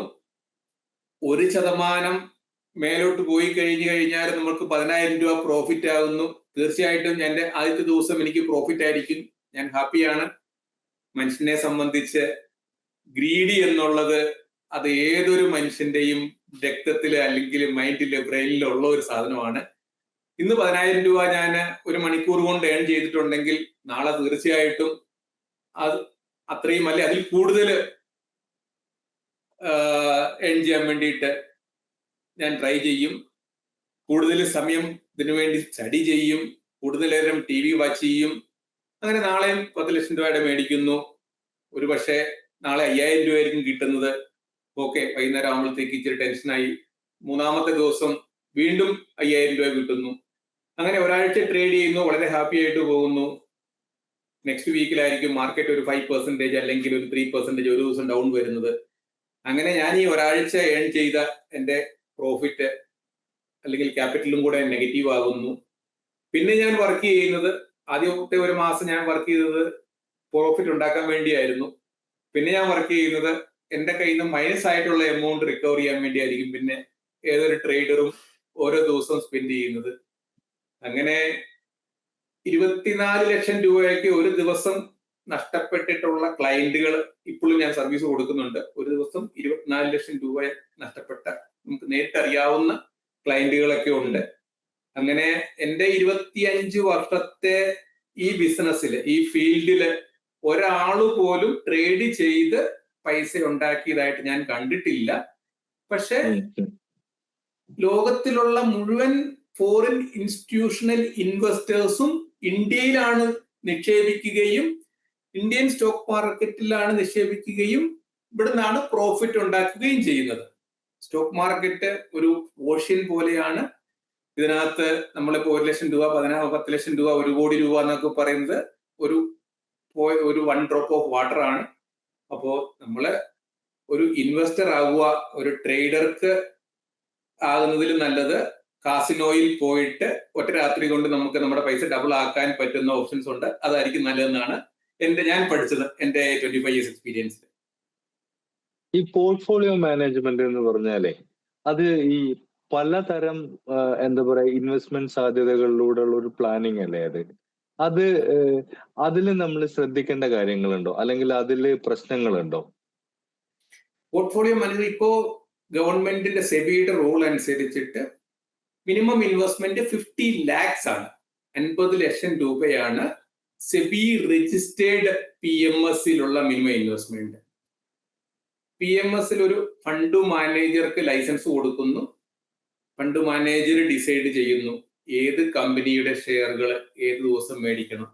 കംപ്ലീറ്റ് ഫ്ലെക്സിബിലിറ്റി അവർക്കുണ്ട്. നമ്മുടെ ഡിമാറ്റ് അക്കൗണ്ടിൽ നിന്ന്, ഇൻവെസ്റ്റർ ഡിമാറ്റ് അക്കൗണ്ടിൽ നിന്ന് ഷെയർ വാങ്ങാനും വിൽക്കാനും അവർക്ക് നമ്മൾ പവർ ഓഫ് അറ്റോർണി കൊടുക്കുകയാണ്. അങ്ങനെ എൻഡ് ഓഫ് ദ ഇയറിൽ ഇപ്പോ നമ്മൾ മ്യൂച്വൽ PMSനെക്കാട്ടിലും കൂടുതൽ നമ്മൾ റെക്കമെൻഡ് ചെയ്യുന്നത് കുറച്ചുകൂടെ വളരെ ട്രാൻസ്പെറന്റ് ആയിട്ട് മ്യൂച്വൽ ഫണ്ടിൽ ഇൻവെസ്റ്റ്മെന്റ് ചെയ്യാം. പിന്നെ 50 ലാക്സ് ആൻഡ് അപ്പോ ഇൻവെസ്റ്റ്മെന്റ് പ്ലാൻ ചെയ്യുന്ന HNI ക്ലയൻസുകൾക്ക് വേണ്ടിയിട്ട് നമ്മൾ PMS റെക്കമെൻഡ് ചെയ്യാറുണ്ട്. ആദിത്യ ബിർള മണി, ഇതെന്ത് ശരിക്കും ഈ പോർട്ട്ഫോളിയോ മാനേജ്മെന്റിനെ കുറിച്ചിട്ട് ജസ്റ്റ് ഒരു 1 ലൈനിൽ ഒന്ന് പറയാൻ പറ്റുമോ? എന്താണെന്ന് കുറച്ചുകൂടി 20 അല്ലെങ്കിൽ 30 കമ്പനികളുടെ ഷെയറുകളിൽ ഓരോ സെക്ടറിലും ഇപ്പോ 10,000-ൽ കൂടുതൽ ലിസ്റ്റഡ് കമ്പനികളുണ്ട് ബോംബെ സ്റ്റോക്ക് എക്സ്ചേഞ്ചിൽ. ഇതില് ഏറ്റവും പെർഫോം ചെയ്യുന്ന ഫണ്ട് മാനേജർക്ക് തോന്നുവാണ് ഇന്ന കമ്പനികൾ പെർഫോം ചെയ്യും, അല്ലെങ്കിൽ കഴിഞ്ഞ 5 വർഷമായിട്ട് ഇത്ര പെർസെൻറ്റേജ് കമ്പനി പെർഫോം ചെയ്തിട്ടുണ്ട്, അടുത്ത 5 വർഷത്തേക്ക് കമ്പനിയുടെ പ്ലാനിങ് ഇതാണ്, കമ്പനിയുടെ ഗ്രോത്ത് ഓപ്പർച്യൂണിറ്റി ഇതാണ്. അത് സ്റ്റഡി ചെയ്തുകൊണ്ട് ഫണ്ട് മാനേജർ ആ കമ്പനിയുടെ ഷെയറിലേക്ക് ഇൻവെസ്റ്റ്മെന്റ് ചെയ്യുന്നു. ഫണ്ട് മാനേജർ ഡിസൈഡ് ചെയ്യുന്നു ഏത് കമ്പനിയുടെ ഷെയർ ഇൻവെസ്റ്റ് ചെയ്യണം എന്ന് ഫണ്ട് മാനേജർ ഡിസൈഡ് ചെയ്യുന്നു. അവര് ഒരു പോർട്ട്ഫോളിയോക്ക് വേണ്ടിയിട്ട് സെബിയിൽ ആപ്ലിക്കേഷൻ കൊടുക്കുന്നു, സെബി അപ്രൂവൽ ചെയ്യുന്നു. അങ്ങനെ ഒരു PMS സ്റ്റാർട്ട് ചെയ്യുന്നു. കഴിഞ്ഞ 10 വർഷമായിട്ട് 12 മുതൽ 22% വരെയൊക്കെ ആനുവൽ റിട്ടേൺസ് കൊടുത്തിട്ടുള്ള PMS സ്കീമുകൾ ഇന്ത്യയിൽ അവൈലബിൾ ആണ്. ICICI securities, Aditya Birla, Motilal Oswald, axis, ഇങ്ങനെയുള്ള സെബി രജിസ്റ്റേർഡ് ആയിട്ടുള്ള PMS കമ്പനികളിൽ ഇൻവെസ്റ്റ്മെന്റ് ആണ് നമ്മൾ അഡ്വൈസ് ചെയ്യുന്നത്. ഞാൻ ഇനി അവസാനത്തെ ചോദ്യത്തിന്റെ മുമ്പത്തെ ഒരു ചോദ്യം ചോദിക്കുകയാണ്. നമ്മുടെ സമയം കുറച്ച് അധികമായിട്ട് പോയി. 1 ലക്ഷം രൂപ നിക്ഷേപിക്കണം എന്ന് പറഞ്ഞിട്ട് ഒരാള് റോബിന്റെ മുമ്പിൽ വരുന്നു. റോബിൻ അയാൾക്ക് കൊടുക്കുന്ന ഇൻവെസ്റ്റ്മെന്റ് അഡ്വൈസ് എന്തായിരിക്കും? 1 ലക്ഷം രൂപയാണെങ്കിലും 100 രൂപയാണെങ്കിലും അത് ആ നിക്ഷേപകന്റെ അധ്വാനത്തിൽ കൂടെ ഉണ്ടായ പൈസയാണ്, ഹാർഡ് ഏൺ മണിയാണ്. നമ്മൾ ആദ്യം ചോദിക്കുന്നത് ഇത് എന്താണ്, ഈ നിക്ഷേപം കൊണ്ട് നിങ്ങളുടെ ലക്ഷ്യം എന്താണ്? What is the purpose of the investment? എത്ര നാള് കഴിഞ്ഞാണ് ഈ പൈസ നിങ്ങൾക്ക് തിരിച്ചു വേണ്ടത്? 6 മാസം കഴിഞ്ഞ് ആവശ്യമുള്ള പൈസയാണോ? അതോ കുട്ടികളുടെ എഡ്യൂക്കേഷൻ 5 വർഷം കഴിഞ്ഞ് കുട്ടികളുടെ എഡ്യൂക്കേഷൻ ആവശ്യമുള്ള പൈസയാണോ? അതോ 20 ഇയേഴ്സ് കഴിഞ്ഞ് നിങ്ങളുടെ റിട്ടയർമെന്റിന് ആവശ്യമുള്ള പൈസയാണോ എന്ന് നമ്മൾ മനസ്സിലാക്കിയതിന് ശേഷം മാത്രമേ ഈ നിക്ഷേപം ഏത് സ്കീമിൽ എവിടെ എങ്ങനെ നിക്ഷേപിക്കണം എന്ന് നമുക്ക് പറയാൻ പറ്റുകയുള്ളൂ. അതായത് മേജർലി അവരുടെ നിക്ഷേപ കാലഘട്ടം എത്ര വർഷത്തേക്കുള്ള നിക്ഷേപമാണെന്ന് നമ്മൾ മനസ്സിലാക്കിയതിന് ശേഷം മാത്രമേ നമുക്ക് പറയാൻ പറ്റുള്ളൂ. അതനുസരിച്ച് നമുക്ക് ഒരുപാട്, ഞാൻ ആദ്യമേ പറഞ്ഞിരുന്നു, വേരിയസ് ടൈപ്പ് ഓഫ് സ്കീംസ് ഉണ്ട്. ആ സ്കീമുകൾ നമ്മൾ റെക്കമെൻഡ് ചെയ്യും. അവർക്ക് ആവശ്യമുള്ള സമയത്ത് ആ ഇൻവെസ്റ്റ്മെന്റ് അവരുടെ മൊബൈലിൽ തന്നെ അവർക്ക് വിഡ്രോ ചെയ്യാനുള്ള ഓപ്ഷൻ നമ്മൾ ചെയ്തു കൊടുക്കും. ഞാൻ ആദ്യം ചോദിക്കണം എന്ന് വിചാരിച്ചിരുന്ന ഒരു കാര്യമുണ്ട്, അത് വിട്ടുപോയി. അതാണ് ഇപ്പം അവസാനത്തെ ചോദ്യം. അതായത് റോബിന്റെ ഒരു യാത്ര, ഇപ്പം നമ്മൾ നേരത്തെ പറഞ്ഞ പോലെ 13-ാം വയസ്സിൽ 20 രൂപക്ക് ജോലി ചെയ്ത് തുടങ്ങി. ഇപ്പൊ ഇങ്ങനെ മറ്റുള്ള ആളുകൾക്ക് ഉപദേശം കൊടുക്കുന്ന രീതിയിലേക്കുള്ള ഒരാളായിട്ട് മാറുന്നു. അപ്പൊ ഈ കാലയളവില് റോബിന് ഒരുപാട് അംഗീകാരങ്ങളൊക്കെ ഉണ്ടായിട്ടുണ്ട്, അംഗീകാരങ്ങള്, പുരസ്കാരങ്ങള്. അപ്പൊ ഇതിനെ കുറിച്ചൊന്നും നമ്മൾ പറഞ്ഞിട്ടില്ല. പ്രൊഫഷണൽ ആയിട്ട് റോബിന്റെ ജീവിതത്തിൽ ഉണ്ടായിരുന്ന അച്ചീവ്മെന്റ്സ്, ഇതിനെ കുറിച്ചൊരു 2 വാക്കുകൂടി പറഞ്ഞിട്ട് നമുക്ക് അവസാനിപ്പിക്കാം. അംഗീകാരം എന്ന് പറയുന്നത് ഓരോ കസ്റ്റമറും അവരുടെ 100 രൂപ നിക്ഷേപിക്കുന്നതാണെങ്കിലും 1 കോടിയുടെ നിക്ഷേപമാണെങ്കിലും അവരുടെ ആ ഒരു വിശ്വാസമാണ് എനിക്ക് കിട്ടുന്ന ഏറ്റവും വലിയ അംഗീകാരം എന്നാണ് ഞാൻ വിശ്വസിക്കുന്നത്. ഇപ്പോ 603 as on today 603 mutual fund നിക്ഷേപകര് ട്രൈഡ് വെൽത്തിൽ കൂടെ നിക്ഷേപത്തിന് നമ്മൾ സർവീസ് കൊടുക്കുന്നുണ്ട്. ആ 603 നിക്ഷേപകരുടെയും വിശ്വാസമാണ് ഏറ്റവും വലിയ അംഗീകാരം. പിന്നെ ഇൻഷുറൻസ് കമ്പനികൾ ഒരു വർഷത്തില് ഇത്ര രൂപ ബിസിനസ് ചെയ്ത് കഴിഞ്ഞാൽ MDRT എന്ന് പറയുന്നത് ഒരു ഗ്ലോബൽ റെക്കഗ്നിഷൻ ആണ്. $1 മില്യൺ റൗണ്ട് ടേബിൾ എന്ന് പറയുന്നത് വേൾഡിലെ US ഒരു അസോസിയേഷൻ ആണ് MDRT എന്ന് പറയുന്നത്.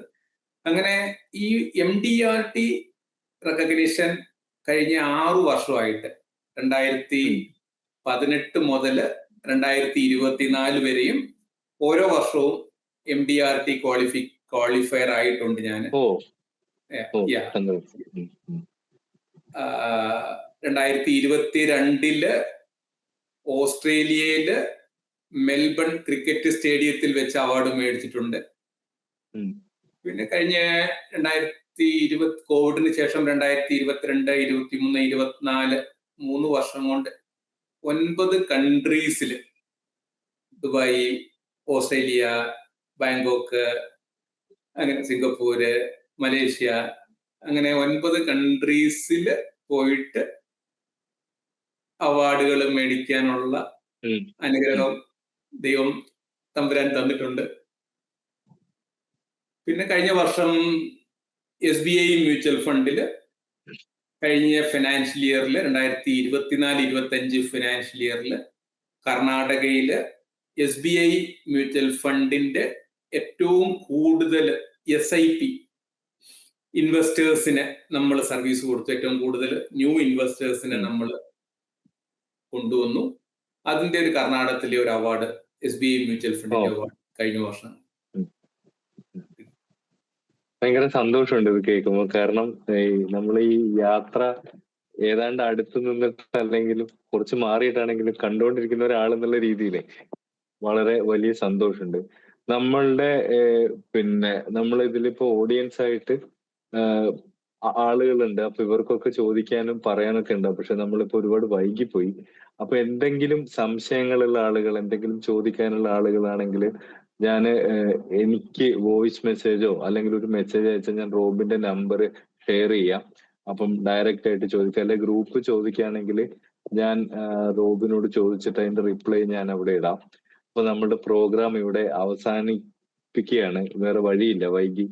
പിന്നെ അപ്പം റോബിന് ഒരുപാട് നന്ദിയുണ്ട്. കാരണം വളരെ ഇൻഫോർമേറ്റീവ് ആയിരുന്നു, നല്ല രസമുള്ള സെഷൻ ആയിരുന്നു, വളരെ ഫ്രണ്ട്ലി ആയിട്ടുള്ള സെഷൻ ആയിരുന്നു. അപ്പം ഇനി ഈ അഭിമുഖം ഇവിടെ അവസാനിക്കുകയാണ്. അടുത്ത ആഴ്ച പുതിയൊരാളുമായിട്ട് വീണ്ടും ഉണ്ടാവും.